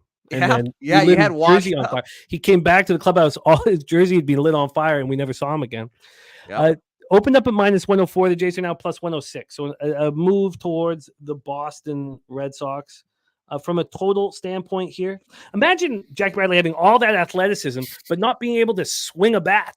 Not even a little bit. No, but ALCS MVP Jackie Bradley Jr. That is true. ALCS 2 hits, and I think literally 2 or 3 hits in that series, all home runs. The total opened up at 7.5, and 2 hours and 23 minutes later, it was an 8. Then it went back 7.5. It kept bouncing between 8 and 7.5, 8 and 7.5. I moved on the first 5 under 4. GH says Jays are going to get smoked. Joe Yurkovich says Toronto intangibles are awful. New managers in order and we'll do wonders. No, we gotta start DFAing players not named Vogelbach. Let's DFA Turner. Oh man, that's a trade piece. You're gonna trade him. Who for what? What do you think? AAA, AA pitcher. Oh my god. Let's get. It's gonna be fun. The Mariners are gonna trade for Justin Turner. Just wait for that. 68% of tickets, 86% of the cash on the Boston Red Sox. I get it. 97% of the tickets and 96% cash on the over, and it keeps dropping down 7.5. Look, I moved on the first 5 under 4. I got it at -111 at Pinnacle, and I thought that was a good enough price for me to move on. I think that Bassett pitches well here. I really, really do. This line has not changed at Pinnacle since I bet it. Take it away, Jose Bouquett, Red Sox Jay. Pete, I hope you saw Leonard Porsche's comment there. He's jumping in on Turkey, Georgia, first half over.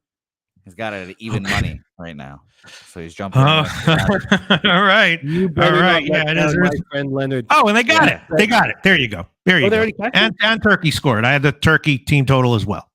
See, Leonard, it's just that easy, Leonard. It's just that easy. People say sports betting is so hard. I'm not seeing it.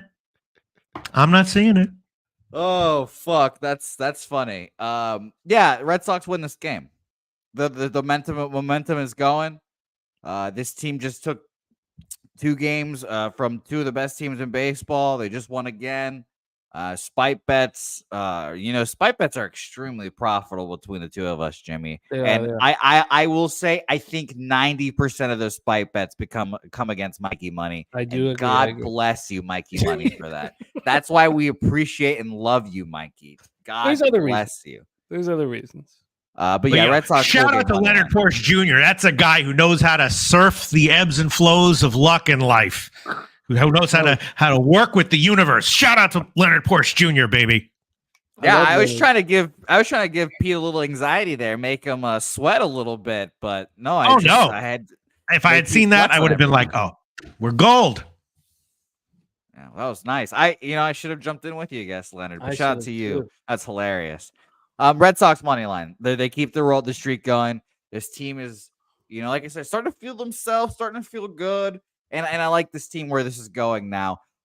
Now, again, Jimmy, what's going to break my fucking back, heart, everything is when Alex Cora leaves this team at the end of the year, doesn't renew his contract. By the way, there's another location. You've heard me say that he's going to go to the Dodgers every time after Dave Roberts gets fired.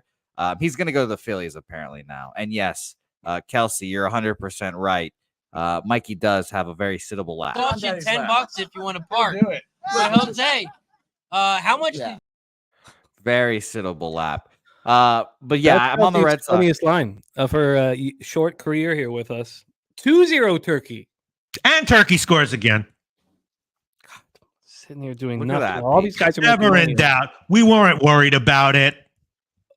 What was your line on the Red Sox, Jose?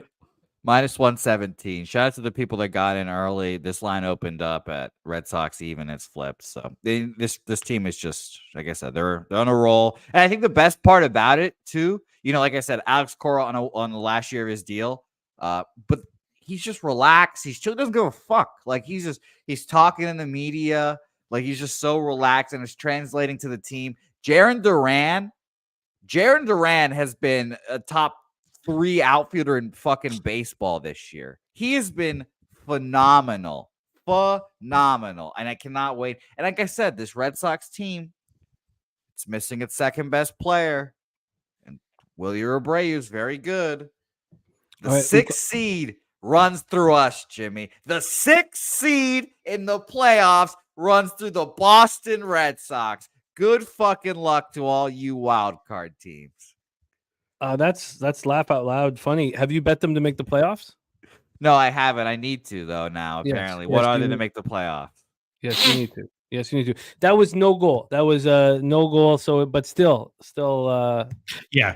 And by the way, when I said people say sports betting is so hard, I don't see it. I definitely see it. Yes, I see it very, very clearly. Maybe just want to make that clear to everyone. It was just a joke.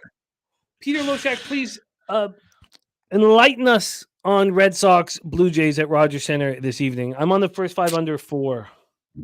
I mean, I need your insights into Toronto here because my numbers love that, Houck pitching props over. Why? But I don't, it makes me nervous that they're so low. Houck over 4.5 strikeouts. Why is that so low? I'm not sure. My numbers like it. Houck over 17.5 outs, even at big juice is my numbers like it. Houck under 6.5 hits at big juice. Why? What's up with Toronto right now, Jimmy the Bag, offensively at home against a guy like Houck? I mean, why are these numbers lower than I would have expected to see them? Oh, it's a train wreck. I mean, it's just I don't know why they are expecting us to get to Houck. I went through the matchup, player versus player. We have decent numbers against Houck, but Houck has just been so much better this year than we've ever seen him. Different guy. Yeah, I didn't even want to trust those numbers. Some of you may remember. There was a time when Shea Hillebrand walked into the clubhouse and took out a piece of chalk and wrote on the chalkboard, "This is a sinking ship." Greg Zahn could have fought him right there. I don't understand why you do steroids if you're not going to lose it immediately and fuck somebody up. I don't. You have your excuse. Greg's on steroids. He went and got a cup of coffee before he got angry. I mean, this Blue Jays team is a sinking ship, and the pitching staff is keeping them alive and keeping them in it. And I think Bassett could have a nice day today to show the character that he has. But I can't vouch for those sticks if you keep putting Springer and Turner in the lineup just because you're a fan of them. I mean, that stuff makes me sick. That's why Kyle Dubas is an ass clown going around ruining franchises, because he's a fan. He's not a sharp hockey mind. And that's why, you talk about Jose sitting on Mikey Money's lap. Everywhere Dubas goes, he's got Jason Spezza sitting on his lap because he's a fan. Now, I digress. I don't trust the sticks at all. I think Bassett could pitch well. I don't understand why the numbers are maybe because of the player matchup stats of last year that don't truly show who Houck is. Yeah. So market And down, now it's headed Jimmy. down, Jimmy the Bag. And now it's minus 137. Bet online 135. TJ Caesars. says Toronto doesn't strike out. Right, but what? Okay, then what about then explain the 17 and a half outs line. Well, the contact is meek. Right, I'm saying I like the over 17 and a half outs. Yeah. Market down, Jimmy. June 18th, 2024, the day that I've officially fully bought into this Red Sox team. Red Sox to make the playoffs officially have been bet plus 240. It is now, from this day forward, fuck the AL Central. I want the AL Central to burn to the ground. I want the Royals to fall, and I want the Twins to fall, and one of those bastards will. So first official future in like 2 years now. Plus 240. Let's go. Shout out to our guy Millsy in the chat. Very quickly before we move on to the next game, our new show is destroying right now. The last two episodes, the numbers have been skyrocketing. They're making everybody money. You guys must watch it. The Locker Room podcast starring Mills, 2 Cents, Big Show, and Billy Brisbane. It's must watch. It comes out 11 p.m. Eastern on Tuesday nights, and I'm not sure if they're going to stick with that time right now, but it's just crushing. So shout out to you, Millsy, and the great job that you're doing. All right, Jimmy the Bag, you can add on at the very least Hauk over 17 and a half outs minus 199. That's current line at Caesars. Everyone else has a worse line. Wait, what was that line again, Pete? It's beating the Pinnacle line.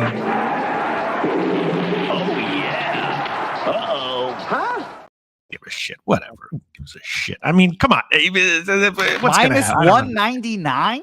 Minus 199. Pinnacle has 218. That sounds like you're shopping for bananas. 199. It's a little bit of a questionable thing to do. You're right. Hey, I just hit a minus 210 winner. Give me a bigger line. I'll hit that one too. Actually, we got one. Portugal, Czechoslovakia. First half over minus 240 in the next game. Let's do that. Over a half? First half over a half. Is that been the cash cow for you? And if you're just a goal, something like that. Yeah, you know. I would like to give a shout out to our guy for show 94 in the house. He used to run with us down in Rica, and he's rocking with us now. Great to see you for show 94 in the house. Let's roll on. We all have moves in that game. I know Pen Your Life says still on this game. At least our friend Josh Lauer would be pleased that there was picks given out, because Josh Lauer gets his coins out and plays. I don't know what he does. I don't know how he bets. What's up, big guy? But don't worry, Panger. We're done. The bets have been made. Red Sox money line, tenor Hauk outs. Now you know. And Josh Lauer, we appreciate your patronage. I know that you're watching right now, even though you hate us so much. You just can't help but watch us because you're so sad and lonely. We move on. 7:20 p.m. Eastern. Detroit Tigers 34-38, 18-19 on the road. At the Atlanta Braves 39-31, 22-13 at home. We're at Truist Park in Atlanta, Georgia. 88 Fahrenheit, 12.3 miles per hour in, dies down to 9 miles per hour. Let's get into the line history here for this one. We'll start with the total. Schwellenbach versus Mize. This total is at 9. It opened up at, was it now at 9.5? Back, no, it's at 9. So this opened up at 9.5. It dropped down to 9. Dropped down to 8.5. This was at 8.5 at midnight. So there was a big move to the under, and that didn't change until this morning. You could have got this line at 8.5 at 8:30 this morning at a decent vig. It moves to 9 around 10 in the morning, and it keeps climbing. It's now juiced to the over, but we still have a half-run move towards the under in Detroit, Atlanta. Let's get to the money line for this one. We have Schwellenbach and the Braves at minus 158. They opened up at minus 162. Very small move. Let's get into the totals or the cash flows here We have 92% of tickets, 94% of cash on the over. We have 92% of tickets and 98% of cash on the Atlanta Braves. Casey Mize last start was a thing of beauty, but it was at home. 1 earned run over 6 innings. He's not been delivering on the road. Over 26 in the third innings, a 3.33 opponent's batting average, a 6.15 ERA, 22 Ks and 11 walks. Going up against Schwellenbach, who finally had that great start. Going up against his college teammate, had a great start. It was a 4-2 loss at the Orioles. I mean, the Braves have lost all 3 of his starts, but he looked good. 6 innings, 2 earned runs, 3 Ks, 2 walks. The Tigers at 238, 700 OPS are hitting righties harder than the Braves. Unbelievably, since May 15th. The Braves are doing nothing. Braves bullpen very strong. The Tigers bullpen has been a mess. Joe Yeager says Schwellenbach is like, no way am I this big of a favorite. TJ says, market puts me on Detroit. I don't know how you can bank on the Braves to score runs. Here we go. Jose Bouquett, Tigers, Braves, take it away. Yeah, these are 2 offenses I do not trust at all right now. It's bad. And even Big Show says that the Tigers are a sinking ship right now. So I'm off completely. I don't trust Schwellenbach or any of these Braves pitchers they're bringing up. Truly, I'd rather fade them, back them here. I do, though, appreciate Schwellenbach and whoever the fuck the other guy was for cashing that Nebraska first 5 under for us. That was nice, but no action here for me, though. Keep it short and sweet. Pete, what do you think? I think I have to give Mize over 3.5 strikeouts. I definitely bet that one. My numbers do like it. It's a little juicy at like minus 150, but yeah, I think I will. That one I'm going to give. Let's see what the line is right now for over 3.5 strikeouts. But that's the one I like. Yeah, and my numbers also do like Detroit. First 3, first 5 at the line. The current line, first 3, first 5, and full game. Yeah, I initially I was thinking about backing Mize, and then I started thinking about Schwellenbach having a good start finally, and then maybe he could carry it over. Then the market not moving to the Braves with all the money on the Braves wants me to stay away from Braves. So I'm off of this spot. Is anything? All right, I'm going to add on Mize over 3.5 strikeouts. I'll quote a line in a bit, Jim. Okay, Mize over 3.5 Ks. And for you, Jose, anything? Nope. We roll on. Next up for us, 7:40 p.m. Eastern, we have the Tampa Bay Rays 34 and 38, 15 and 15 on the road. Minnesota Twins 40 and 32, 22 and 14 at home. We're at Target Field in Minneapolis, Minnesota. Let's get to the weather in Minnesota. Drizzle and rain comes in. Is this in red on RotoWire, Jose? Let me check right now for you. I'm on the bullpens on RotoWire, so let me get to the. It's hot and windy.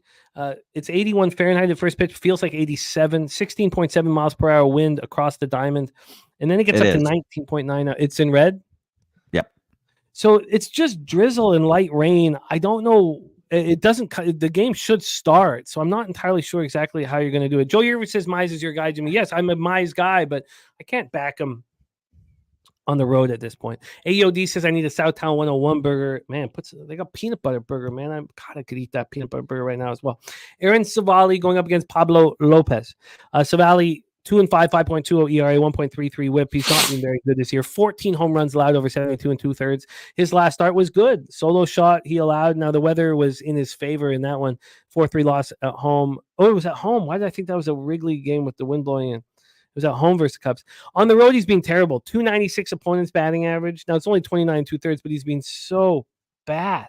So bad. Pablo Lopez, tough season. 5.33 ERA, 1.21 WHIP, 84 Ks over 76 innings. He's also allowed 14 jacks this year. Coming off a nice start at home versus the Rockies, 2 earned runs over 5 innings. He's been better at home than he's been on the road. 40 strikeouts and 5 walks in 38 innings, but he also has a 275 opponent's batting average. The Rays aren't hitting righties at all. 208, 615 OPS since May 15th, while the Twins are 247, 21 OPS, and both bullpens have been very average. Very average. That is Twinkies Rays. Let's get into the line history here. For the Rays, they are sitting at plus 156. They opened up at plus 136. So we've had a huge move to the Twins from minus 148 to minus 171. Just a monster move towards the Twinkies. On the total here, we have an 8.5 minus 107 to the under. And now it's still 8.5. So it opened up at 8, jumped up to 8.5, back to 8, and moved back to 8.5. Right now it's at 8.5 at a pick 'em a half run move towards the over. And then when we get to the cash flow here, 88% of tickets, 97% of the cash on the Twins. I wonder if this is cash cow area. 94% of tickets, 95% cash on the over. Jose Bouquett, take it away. The floor is yours. Raise Twinkies. Yeah, another stay off game for me though. But now I admittedly am rooting for the Rays. So no action. Pablo's a great pitcher. The wind is howling in this game. Swish has the wind, 16 mile-an-hour blowing straight across the diamond, then going up to 19 and then down to 18-ish, starting to blow out here. So the wind will be howling today as well. I don't know exactly how the weather will be, so I just didn't want to bet this game. Shout out to for show 94 who likes the Rays here, and I would rather bet the Rays here at plus money than laying juice with the Twins in a rain weather situation. So no action for me. If this game does come back, but it's not supposed to rain for that long. If it does start up again, do we have a slight advantage with the Twins bullpen? And we do since May 15th. Take it away, Peter. Twinkies Rays. Yeah, I would want to be betting Civale to have not a very good start props, except for the rain is an issue. So yeah, I don't know. Maybe Civale under 5.5 strikeouts is something that I'm definitely liking. But yeah, I like Minnesota here in general. Not now though, but I definitely like Civale to be more vulnerable than normal. And maybe I'll give his under 5.5 strikeouts prop. My numbers also like the Minnesota team total over. And that's it for now. Maybe Civale under outs. Go ahead, Jim. Wine time on the under 8.5. Billy Friedrich saying Lopez 1-4 with a 7.71 ERA and 6 night starts this evening. I guess it's moved too far for me to find it appealing, but the market sure telling us the Twins are in business here. I guess we don't think it goes at this point. So, I do want to do some due diligence though. So I'm going to think it over. I would have to take them on the -1 line, obviously. But I'm going to spend a little bit more time on the Twinkies here. Any action from either of you gentlemen? None for me. I'm going to put something in a second. I'll let you know in the middle of the next segment what I'm going to make official here. Let's roll on. 8:05 p.m. Eastern. Next up, New York Mets 34-37, 16-14 on the road at the Texas Rangers 33-39, 16-18 at home. What's up, Jose? Oh boy, I guess we lost Jimmy there for a second. There we go. There you're back. Welcome back, Jimmy. Sorry, I don't know if that was me or you. I don't believe I've gone anywhere. At least on my screen, I haven't gone anywhere. All right. Sorry, you cut out for me there. I don't know, Pete. You could have let us know if that was me or Jimmy. No, it was just you. Okay, sorry. My bad. I'll stay muted. No worries. We're at Globe Life Field in Arlington, Texas. Roof will be closed. We have Luis Severino, 4-2, 3.12 ERA, 1.18 WHIP, 60 Ks, 30 walks, 6 jacks allowed. Okay, the walk ratio not where you want it, but 6 jacks over 78 innings. Coming off a nice start at home versus Marlins, 6 innings, 7 hits, 1 earned run, 2 Ks, and 3 walks. On the road, he has struggled a bit compared to what he's done at home, but he's still been pretty good. 30 2/3, 223 opponent batting average, 25 Ks and 11 walks.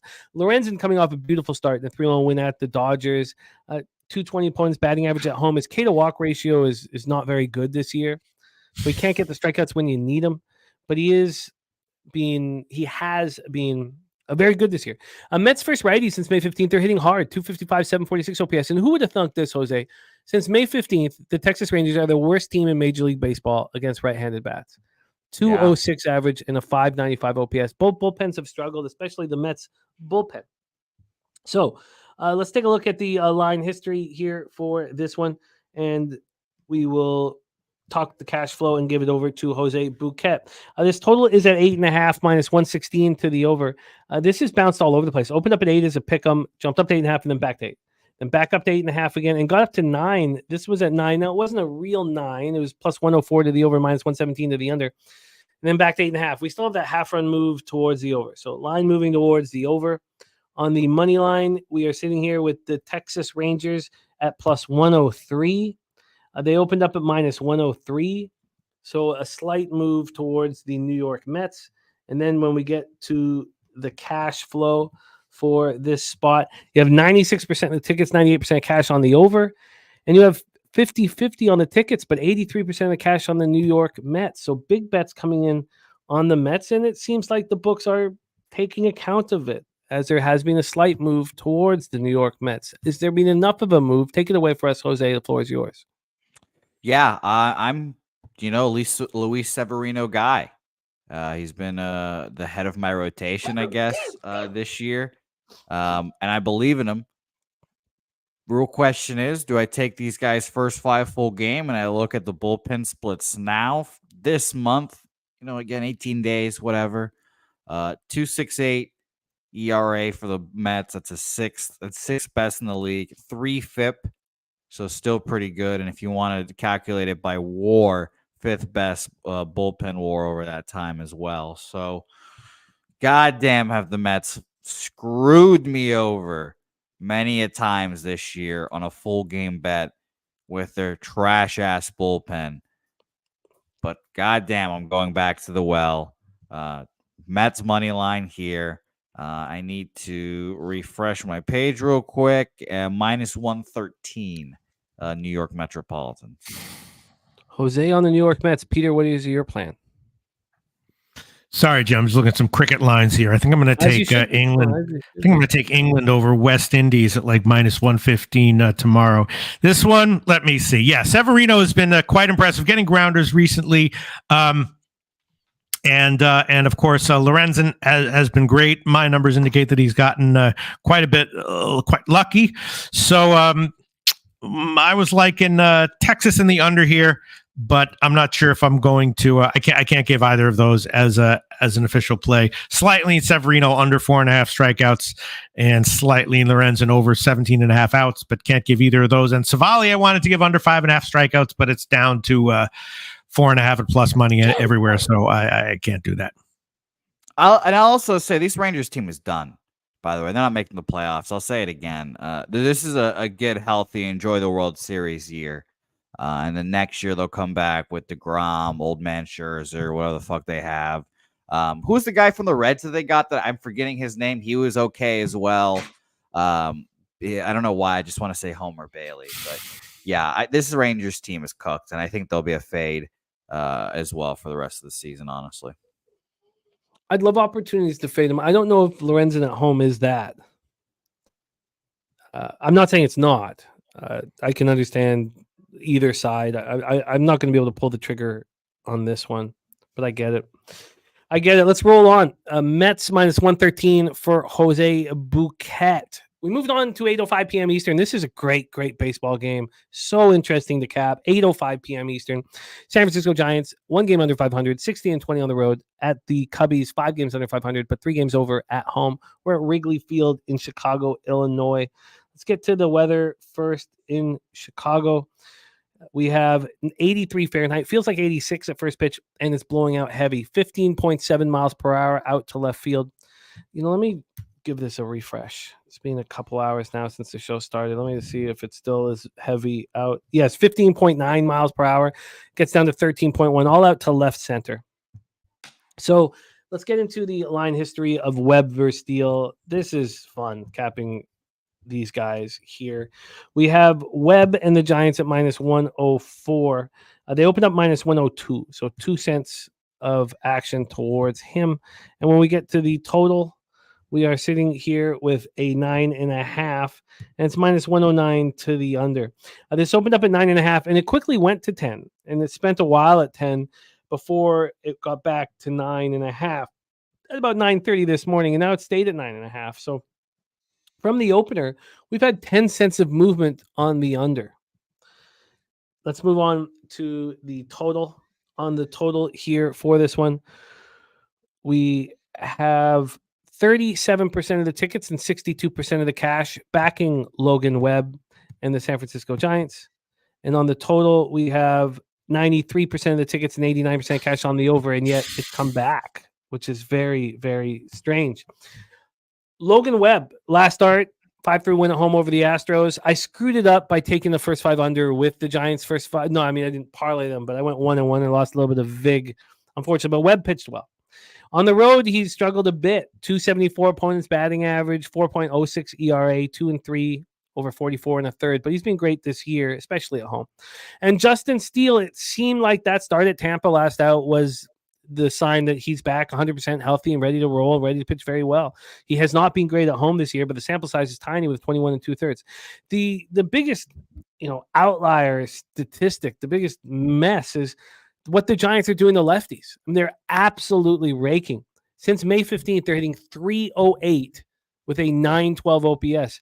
Compare that to the Cubs' righties, 221, 662 OPS. I mean, that's the biggest difference in the game is what Giants are doing to lefties compared to what Cubs are doing to righties. Giants' bullpen's also been much better than the Cubs' bullpen since May 15th, almost a full run better over 9. Jose Bouquett, interesting one here, Giants-Cubs. Yeah, I thought this was a tough game, obviously, with 2 great pitchers, the wind blowing out heavily here.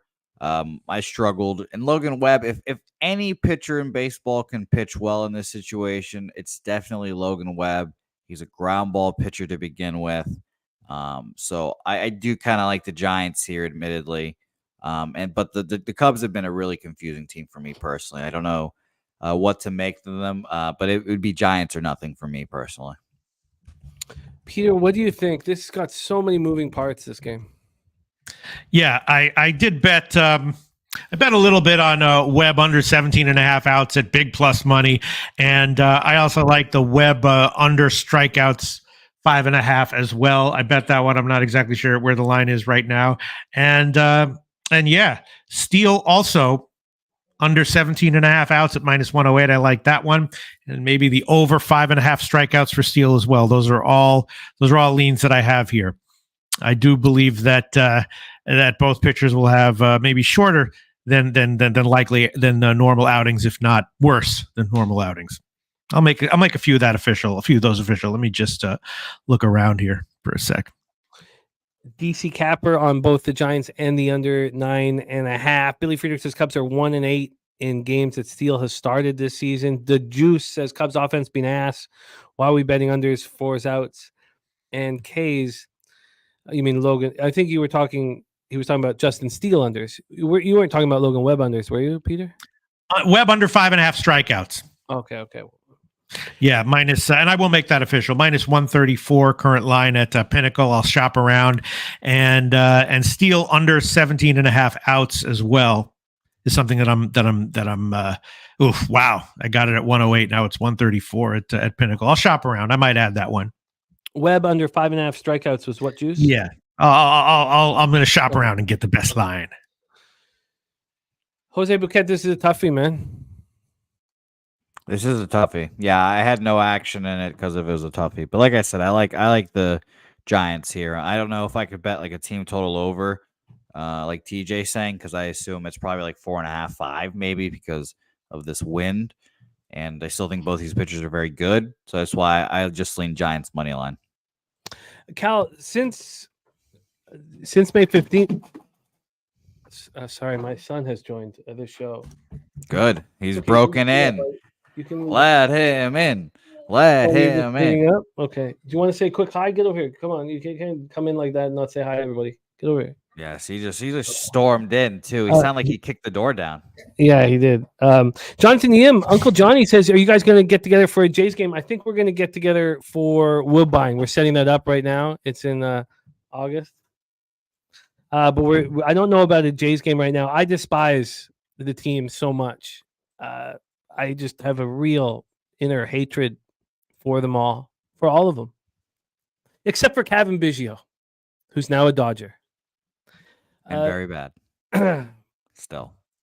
So I'm going to stay off of that spot, and I apologize for my son rolling in here. I got to get that Yeah, that's his house. This is his house, not yours. He But if he's going to shit. storm in like that, he should at least say what up, 8:10 p.m. Eastern. Next up, we have the Houston Astros, 33-39, 14-20 on the road. The Chicago White Sox, 19-54, 12-23 home. I can tell you what, Johnny, is that we will set by the end of the week, we'll have a date for our Woodbine meetup. And I was at Woodbine for Father's Day, and it was magic. It was, Father's Day miracle. Father's Day miracle. It was crazy. I don't need it. It's stupid when people talk about how much money they won. It's just like it doesn't make sense. But I did have a Father's Day miracle, and it felt good to cash out like that in front of the fam. It's rare. I can't even. Whatever. Guaranteed rate field in Chicago, Illinois. Let's get into the weather to get us started. We just did the Wrigley weather. 88 Fahrenheit in the south side, feels like 94, 15.9 miles per hour right to left, and in dies down to 12.3 miles per hour. Of course, you can bring kids to the track, Johnny. Of course, it's just there's nothing for kids to do except cap. So my kids get $2 a race. And they lose money, but it's worth it because there's nothing else. It's not like Santa Anita where they have a playground in the middle. I digress. An anonymous user is on the Astros run line here. And Joe Yurkovich says best name for a pitcher, Cannon. Jonathan Cannon here.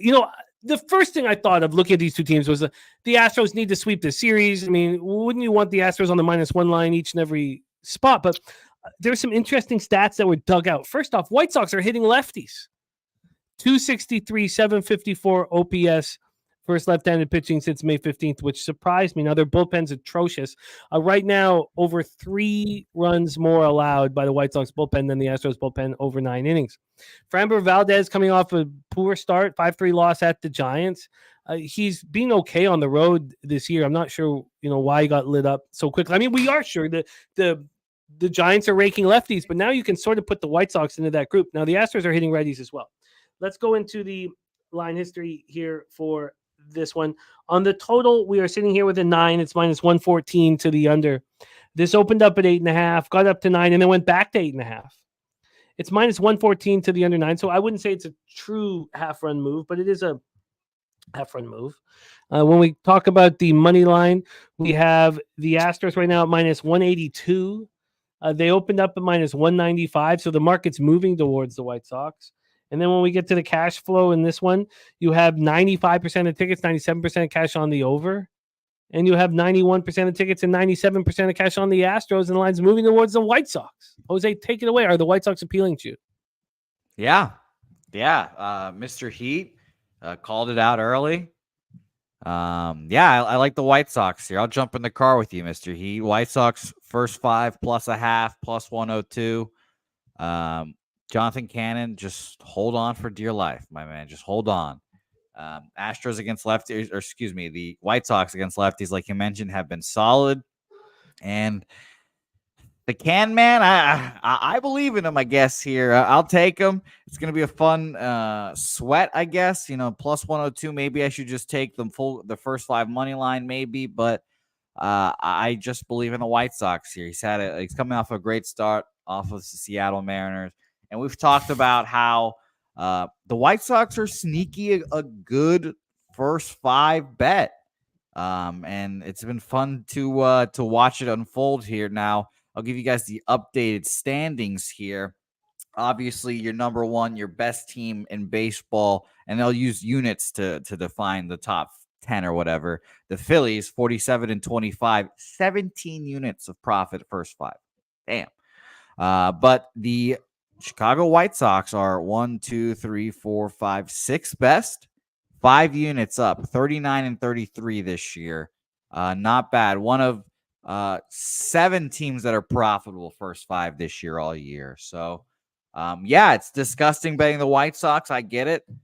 We bet the Rockies first 5 yesterday. We lost on that one. That shit happens. But we'll bet these shit teams, and we'll continue doing it. So, first 5.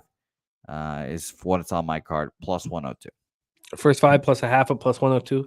For show 94, talking about Justin Steele's, ERA against the Giants. For show, trust your cap, but They're just destroying lefties right now, unlike in prior starts, and the wind's blowing out. I'm so interested to see what happens in that baseball game, but I've not moved on it.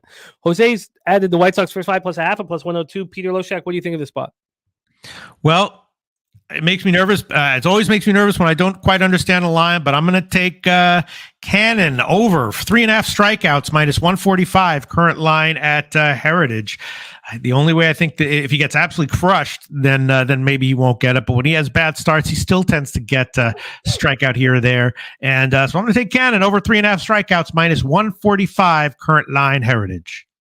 My favorite thing about Pete is when they put a line juiced so the people don't want to bet it. Pete's still going to fucking bet it. Oh. So it don't matter. Oh, of course. Don't matter. Now I like it more. Now I like it more. What was the juice on Cannon over 3.5 Ks? 35 or 55? Minus 145. Current line, Heritage. You guys are locked in. I legitimately thought I was going to move on those games, the Giants game and this one, but I don't feel comfortable now. It just doesn't correlate enough for me. Now, this is the game I want. 8:40 p.m. Eastern, Los Angeles Dodgers 45-29, 21-14 on the road at the Colorado Rockies, 25-47, 14-20 at home. We heard from our guy Billy Friedrich, the pig milk play of the day, which has been running nice, 32-20 plus 13.69 units. Is the Rockies first 5 plus 100? And 1777 memorabilia is saying the same thing that my dad was saying. He watches his team closely. He was saying that Buehler's just done, velocity down, won't be on this roster soon. We're in Coors Field in Denver, Colorado. Let's get into the line history here for this one and the weather in Colorado. 72 Fahrenheit, 13 miles per hour, right to left, very slightly in, dice down to 10.1. Not really sticky and hot in Colorado today, but thin air. Let's get into the line history here. We'll start with the money line. From a money line perspective, the Dodgers are sitting at minus 173. They opened up at minus 177, a 4-cent move away from them. And when we get to the total, we have an 11. So this was an 11.5 when I was looking at it. Opened up at 12. Now we've gone all the way down to 11 minus 112 to the under. Is that expecting Buehler to have an okay start, or is that expecting Gomber after 5 straight road starts getting lit up to have a bounce back start? Because he's been good at home, but 5 straight starts on the road. Let's take a look at the cash flow and see if it pushes me there. 11% of the tickets and 2% of the cash on the Colorado Rockies, and the lines move towards them. So there's no doubt that the Rockies are going to be on my card. The question then is it a double up first 3 and first 5? But I want to hear what everybody's saying on screen and in the chat. 57% of tickets, 67% cash on the over. Walker Buehler, 1-4, 4.64 ERA, 1.45 WHIP, has allowed 8 home runs in 33 innings. His last start, 3-2 loss at home versus the Rangers. 5 innings, 7 hits, 3 runs, 2 of which were earned. 1 homer, 2 Ks, 1 walk in a 3-2 loss at home. TJ says the strong win from first to third really helps Gomber. And Billy Friedrich says Gomber is much better splits at home versus on the road. Yes, he does. 28 and 2/3 innings on the road. As I said, 5 straight road starts. 229 opponent's batting average, 3.14 ERA, 20 Ks and 10 walks. Not the best K to walk ratio, but he's never had a very good K to walk ratio. So we know that Buehler is vulnerable, and we can take the good start against the Rangers with a grain of salt. We know that since May 15th, no team is hitting worse against righties than the Texas Rangers. So then we have the Dodgers versus lefties. That's a problem. 278, 835 OPS. Now, they got the bounce from Mookie's injury, as we see always. Teams step up, without their star in the lineup. They did it. They talked about it. They talked about it beforehand. They talked about it afterwards. Can they do it again today is the question. Rockies versus righties, 246, 696 OPS. This Dodgers bullpen, this is the biggest discrepancy of any two bullpens pitching today. Since May 15th, the Rockies bullpen is allowing 4.5 more runs over 9 innings than the Dodgers bullpen. So here we go. Jose Bouquett, take it away, Dodgers Rockies. Yeah, I'm going to be back on the Rockies. Again, I lost on them yesterday. I was on first 5 money line with Port Dope, and I'm going to be back on it here with Austin Gomber, former king of the first 5 innings.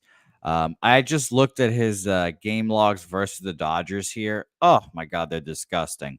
1-7 career against the Dodgers. His last few starts, I'll just give you the results: 0-4, 1-6, 1-6, 0-13, 5-7. 2-4 losses. All of those disgusting. So those first three, those 0-4, 1-6s, were all at the Dodgers. And they were okay starts from him as well. 3 innings, 5 hits, 3 earned runs. Not great, but only 4 earned runs in the whole game. Very interesting by the Dodgers bullpen, or excuse me, by the Rockies bullpen. And that was the most recent one this year. So that's interesting. 5 innings, 8 hits, 2 earned runs last year, and a good start. And then 3 innings, 3 hits, 1 earned run in the year before that. So his last 2 starts have been pretty good. I will trust your father, Jimmy, my grandpapa, and I will trust him, and I will go Rockies first 5 money line here. I'm going first 5 money line because implied volatility with the 11, trying to get out that payout. So that is plus 157 for me, and it will double up the Nut Flush Allen double, as I like to call it now. Team total over 4.5 for the Rockies, minus 120 for me. Team total over 4.5 at minus 120, and the Rockies first 5 was at what? Plus 157. See, I understand we're talking about Coors Field where volatility is high, but the move from 12 to 11 makes me want the plus a half. And I'm surprised that the first 3 plus a half is such a decent price as well. I want both, I think, at this point. But let's hear what Peter Loshak has to say. Dodgers, Rockies. Well, I agree with the Buehler struggles, and I was going to give Buehler under strikeouts, which I will still do, but I was going to give 4.5 at plus money. Now it looks like it's gone up to 5, so it's juiced now. That is a move, but I'll take it anyway. I'll take the Caesars line. Buehler under 5.5 strikeouts, minus 151. Current line at Caesars. Bet up a little bit from the morning when it was 4.5 at plus money, but okay, I'll take that one. Buehler under 5.5, minus 151. Caesars. I'm going to take the plus a half in both first 3 and first 5. Happy that we talked that out. Now, Jay Peasy is laughing at us. More Rockies love. But, I love Cal. But yesterday was a tricky spot against a team that was going to step up for their fallen brother. I don't feel like that will carry on here. Loshak on Buehler under 5.5 Ks. Jose on Rockies first 5 money line, and the team total over 4.5. TJ says Blackman props should be considered to score a run. Minus 110 was his favorite move. Let's roll on. Next up for us, we have 2 games left on today's card. 2 games left, and then we roll in to our horse race. Again, we didn't have a race on Friday, so we're having a race here on Tuesday. I got to take care of something very, very, very quickly. Jose, Brewers, Angels, and I want to get in on both these last 2 games. But Jose, if you could take over for a second, I will be right back. Yeah, I understand. Carter has wants and needs. We get it. Let's talk about it. Brewers, Angels. Pete, by the way, your glasses look great. You look lovely. You so have freaking no sad. I think the last time I wore these glasses was in the last video I ever did with Parlay Tees. So good glasses. See, there's a solid glass. They make your nose look small. I mean, it looks great. I'll take what I can get, however I can. But let's talk about this game. So we've got our friend Tobias Myers versus Jimmy's guy of Griffin Canning here. So Tobias Myers has had his moments of brilliance this year, and it's been kind of tough to back here, but he's gone back-to-back great outings. 6 innings, 1 earned run against the Toronto Blue Jays, only 3 hits there, 1 home run allowed. And then 8 shutout innings, only 1 hit allowed there against the Detroit Tigers. And that was coming off of a shit start against him getting crushed against the White Sox. So he has seemingly found something in his last 2 starts to keep him rolling here. On the other side, we've talked about Griffin Canning many a times on this program. He's better than his numbers. His last 2 starts have not been great. They're not been horrible. 6 innings, 4 earned runs against Arizona. Tough opponent, sure, but I remember backing him that day, I believe, as well. 6 innings, 3 earned runs against Houston. Not a bad start there. And then came off of that was a 6 2/3, 4 hit 1 earned run performance against the Seattle Mariners. So back and forth. I think these guys are both quality pitchers. I find struggles backing them both, to be honest. 73% of the bets and 87% of the money on the Brewers in this game as well. And for the total here, we've got 97% of the bets and 98% of the money on the over. Kind of not surprising, as we've seen so many of these totals be bet to the over this year, or I should say the last few months specifically. This total opened up at an 8 juice to the, or excuse me, an 8.5 juice to the under -120. That all flipped all the way up and is now 9 -110 each way. So some runs are expected here. Very interesting indeed here. Moneyline wise, this opened up at -120 for Tobias, and we have a 20-cent movement to the Milwaukee Brewers here, having them at -140 now at our friends at Bet Online. Shout out to them.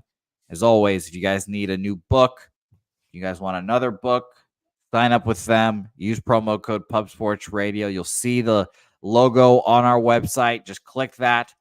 Go take you right there. You can sign up. Good times. Good prices at Bet Online. Maybe the props might not be the best, admittedly, but sides, they do a great job of giving you value on underdogs, which I think is nice. So very nice of them. And their poker, obviously, very nice when we like having those tournaments. But I didn't have any action on this game. It seems like the Brewers and Tobias Myers are going to roll here after, I wouldn't say roll, I guess, are going to win after losing last night in a tough game. Tobias, like I said, has found something in those last 2 starts to keep him rolling. Jimmy, welcome back. I'll start with you. Do you have any thoughts on your guy, Griffin Canning, here? Well, TJ going off on Griffin Canning. Griffin Canning, I guess, has been very, very lucky. In May, over 5 starts, 2.60 ERA, 248 opponent's batting average. In June, 3.79 ERA, opponents hitting 208 off of him. So, yes, I still believe that he's better than his numbers indicate. And I don't mind, like, it's part of the fun, that people don't agree with a guy's, base thoughts on a pitcher that he's better than his numbers indicate. He's certainly been a good starter over the last 2 months for this ball club. But there's no question that Tobias Myers is a better pitcher than Griffin Canning, and with a much higher upside, and he's pitching very, very well. No one's questioning that at all. And the Brewers aren't smashing righties anymore, and there's no concern of that. That's dead. It's just that the bullpen is so bad for the Angels that it's difficult to trust anything here. We've gone from an 8 to a 9 on the total, so clearly that's skyrocketing. What was the weather at Swish? I should have looked at that here. That's a great question. 73 Fahrenheit, 9 miles per hour to straight away center. I mean, this becomes a very offensive ballpark when we start hitting these temperatures. Yeah, it says we, and obviously weak win factors. That's just Swish Analytics is like interpretation. I don't really know what to make of that, but I agree with you. Like 9 close to 10 mile an hour winds blowing straight out is interesting. And Weinstein saying it's a perfect night for baseball over there. Oh yeah, no doubt about it. No doubt about it. What up, Foxy? Great to see you. So this is TJ says Halos have lost 6 of his last 8 starts and 4 12 overall in Canning starts. Do you think that the Angels are a good baseball team, TJ? Like, what is their record in non-Canning starts?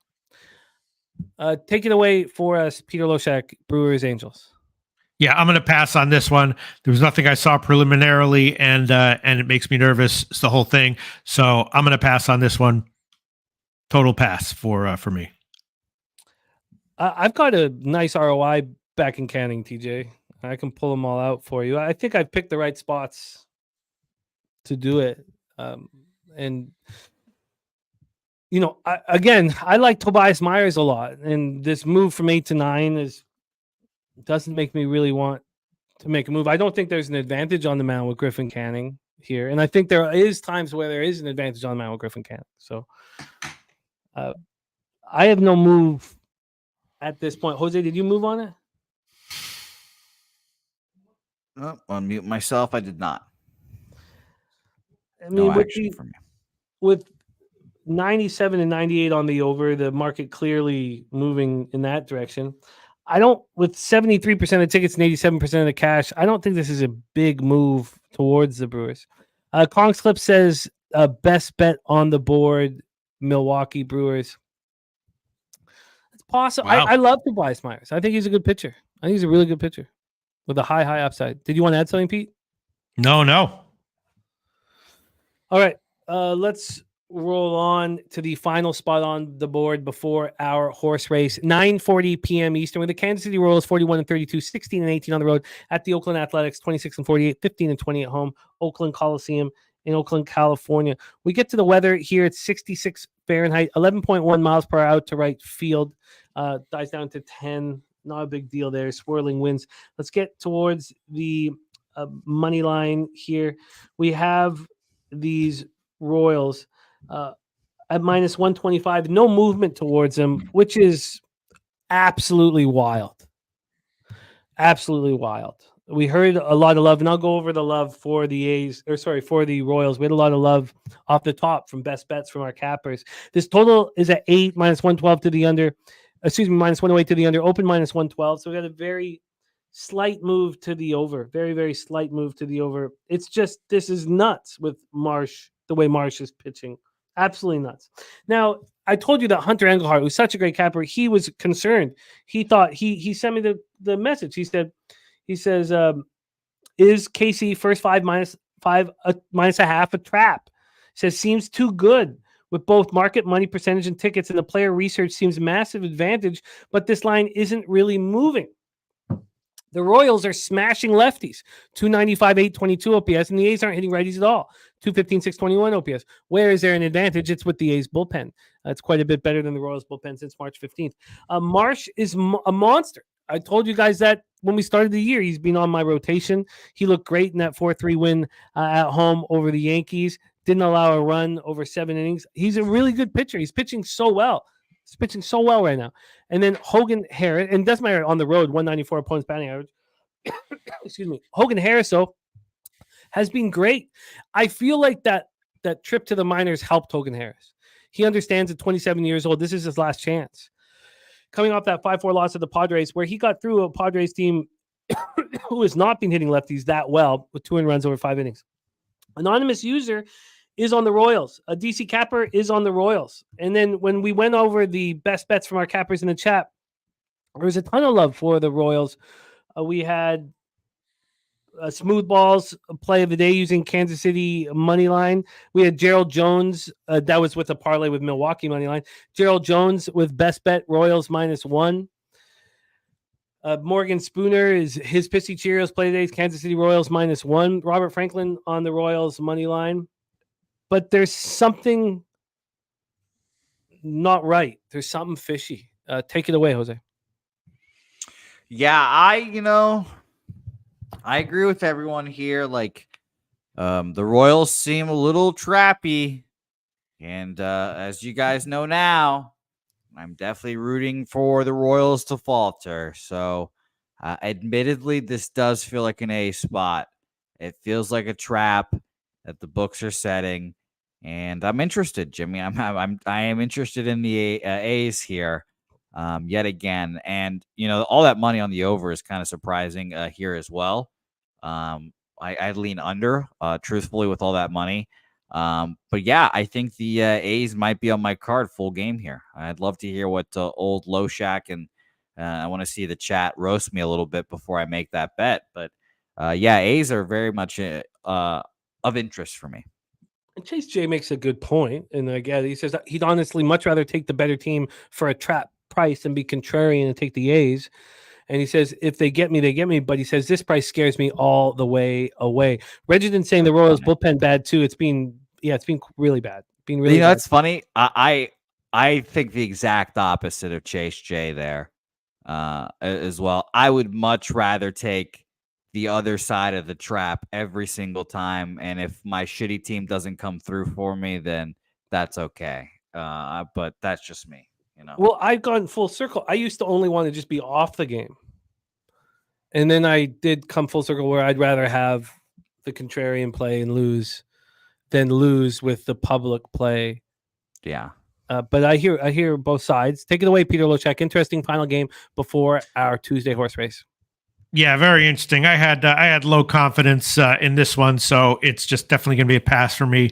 No play. Yeah, it's can't quite pull the trigger on Oakland here. But anyone who does, I hope you win. Thanks, Pete. What do you think about a first 5 under in this one? I would take that over the over. That's for sure. That's for damn sure. This line not moving. I like the way both these pitchers are throwing. I think this is saying. Nuflashan says he has some KC info for me, but we'll have to be later through a text. Please don't make it too late because I would like to move on this first 5 under. Stay away from the Royals bullpen. The A's bullpens hurt me a little bit. Tori Coker says, "Why not Royals first 3?" Because why are the Royals? I mean, if you look at it differently, I mean, if the Royals are 16 and 18 on the road, the A's are 15 and 20 at home. I mean, if you look at it statistically, maybe Harris is pitching at a level where the Royals don't have an advantage on the mound that is even. I mean, all that's legit. I know that the Royals are hitting lefties hard, but Hogan Harris has looked pretty good. He's looked pretty good, and he's looked pretty good at home. And he knows this is basically his last chance. So LJ says you can take every Royals pitcher in the series, strikeout prop next 3 games. Yeah, I want the first 5 under. I would like to see just what movement has happened on the first 5 under before we do a review and then get into our horse race. Quick look at the first 5 here. And then I'm going to need a couple odd spots. You could just send it to me after the show if you'd like, Pete, as well, because I didn't get a couple spots for you. Sure. Well, I'll review before you wrap it up anyway. This total right now, we see it juiced to the under 4 at all the books, but not at Pinnacle. But Pinnacle moved this from 4.5 to 4 yesterday. Opened at 4.5. Juiced pretty heavy to the under at 4:39 p.m. By 6:52 p.m. it was at 4. So I don't mind that. Did my bookie even put this at 4.5? They didn't even open this at 4.5. They opened this up at 3:50 this morning, under 4 at plus 103, and within an hour the under 4 was minus 110. I'm going to be on the under 4. I think both pitchers pitch okay here, and that's why the Royals. I think Hogan. I believe in Alec Marsh to pitch well, and I think the reason why this line isn't moving towards the Royals is because Hogan Harris is going to pitch well as well. So I'll be on the first 5 under of 4 here.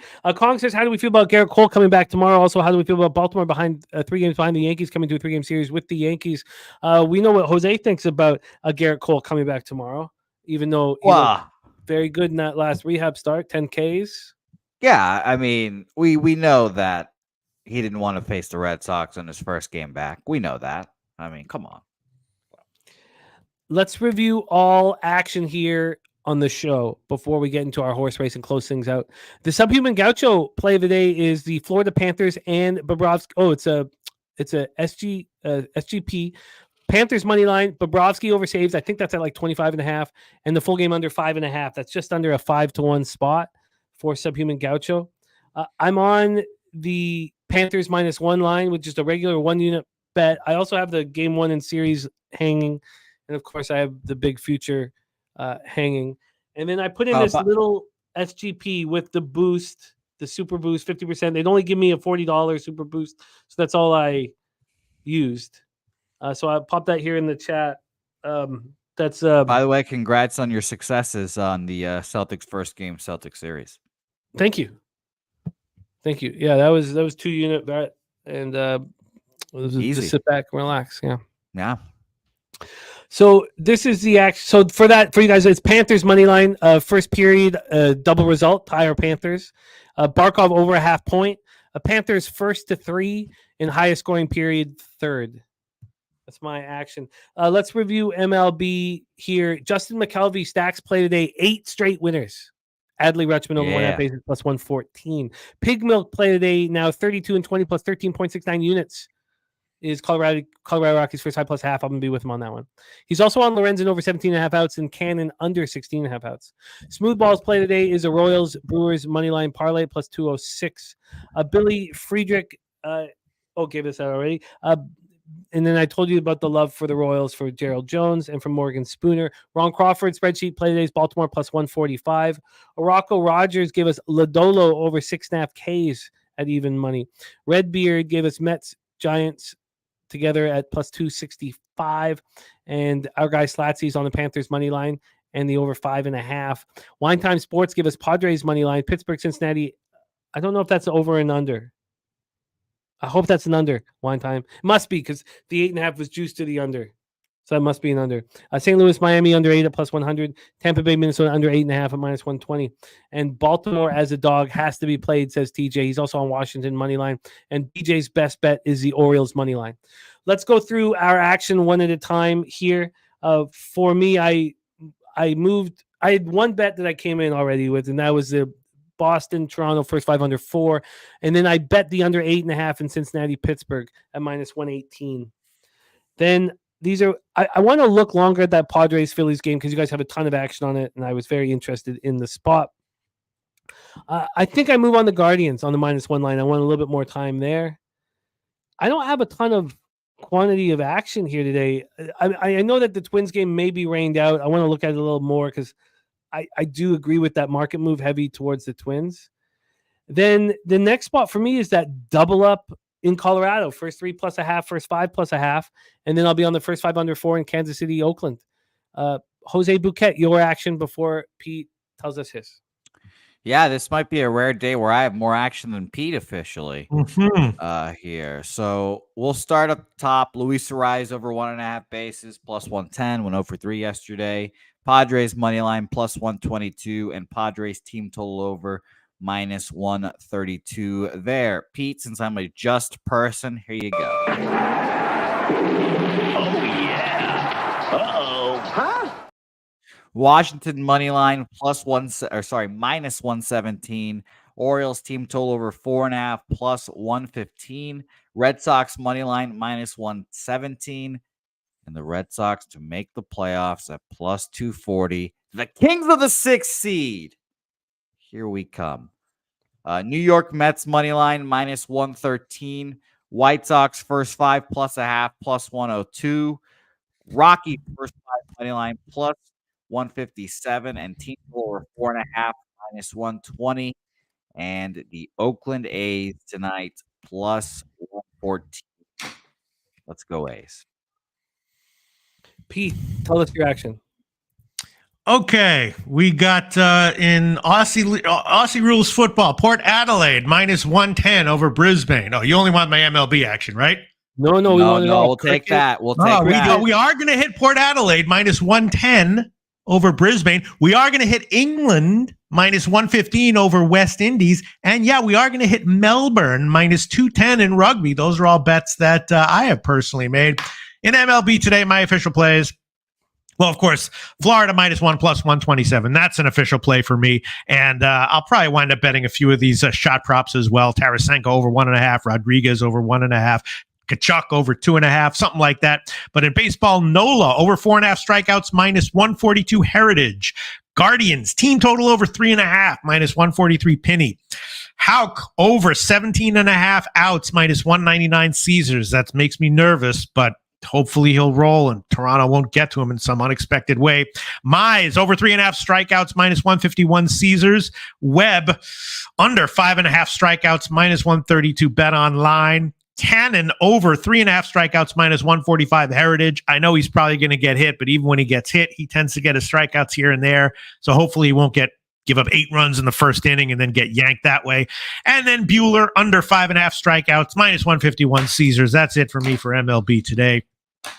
Give me the bag. I love it. Great to have you rocking as always with us here on Tuesdays, Pub Sports Radio. Jose, can you add 30 seconds so it's a 1.5-minute race so we can go from Jose to myself and have Pete call the final 30 seconds of this horse race? Sure. I'm surprised Pete's not. I got something to do, I gotta go, guys. I've got something to do today. So wow. I'm glad I'm an important person. Yeah, you're right, Jose. I know. That's all an act. It's all an act. Wow. We heard your phone ringing. Don't worry. We heard the rotary. That was a shocking impersonation that has to have riled up some people in the chat. Just a shocking impersonation. Jeez. But I like bad impressions way more than good impressions. Like Sharpie's Borat impression just kills me every time. Wow. All right. It is time. Wowie. Sharpie's time to awful race. Borat impression. I love it. It's time to race. Jose will get us started, and then it will go to myself, and then Pete will call the final 30 seconds. $50 on the line. We'll also be racing on Thursday and Friday this week as well. How many gold members do we have here, Jose, my friend?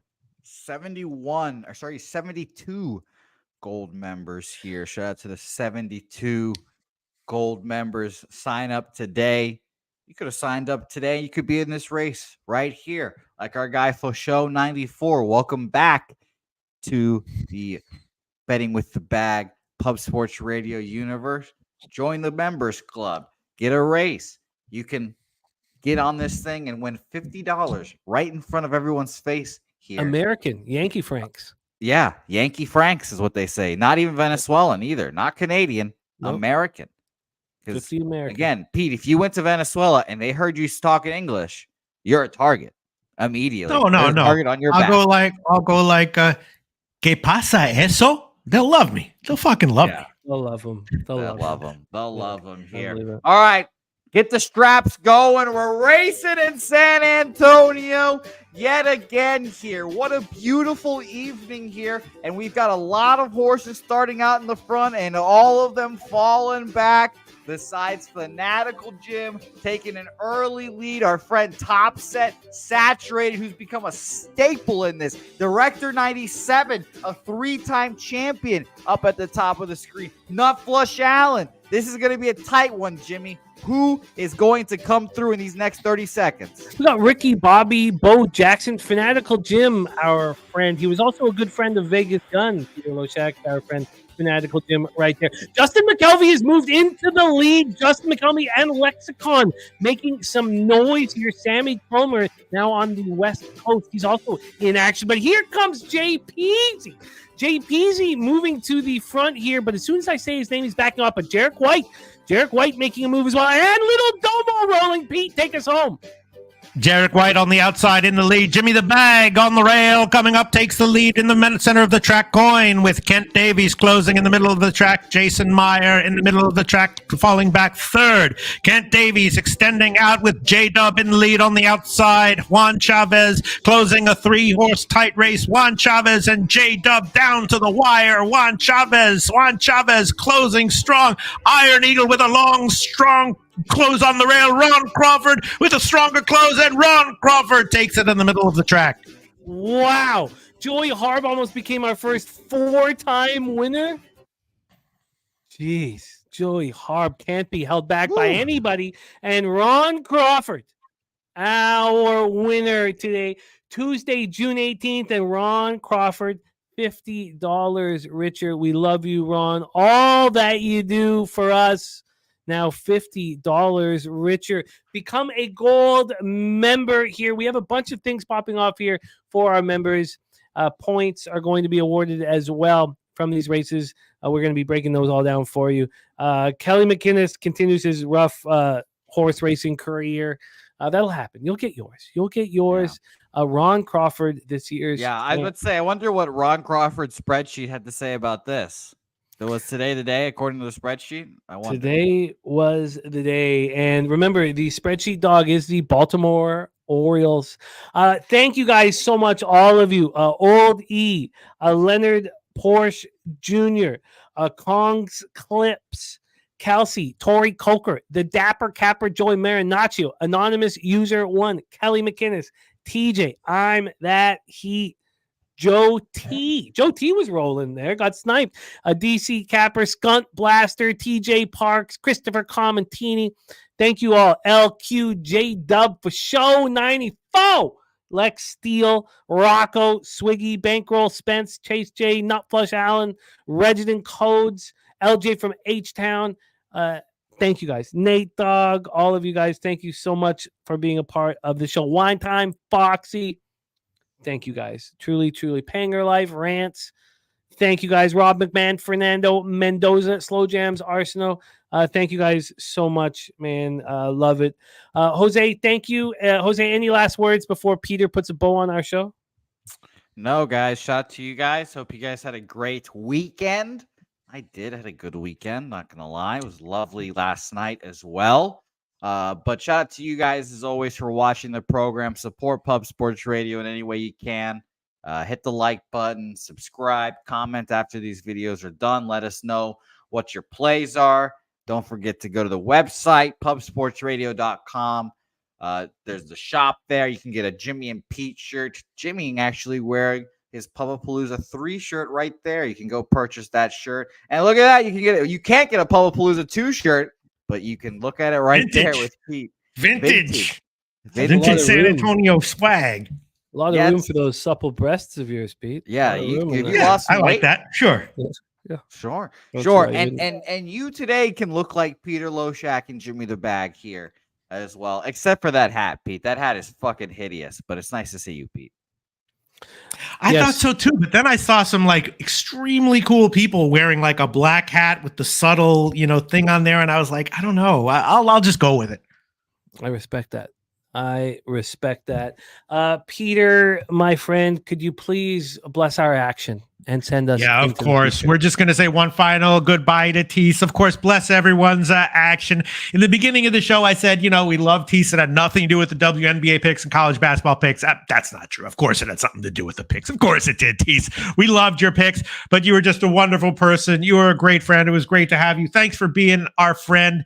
We will miss you, and we'll always be thinking of you in our videos for the rest of our time on this earth, however long that is. Tease, we'll miss you. And that's it. That's all I got to say.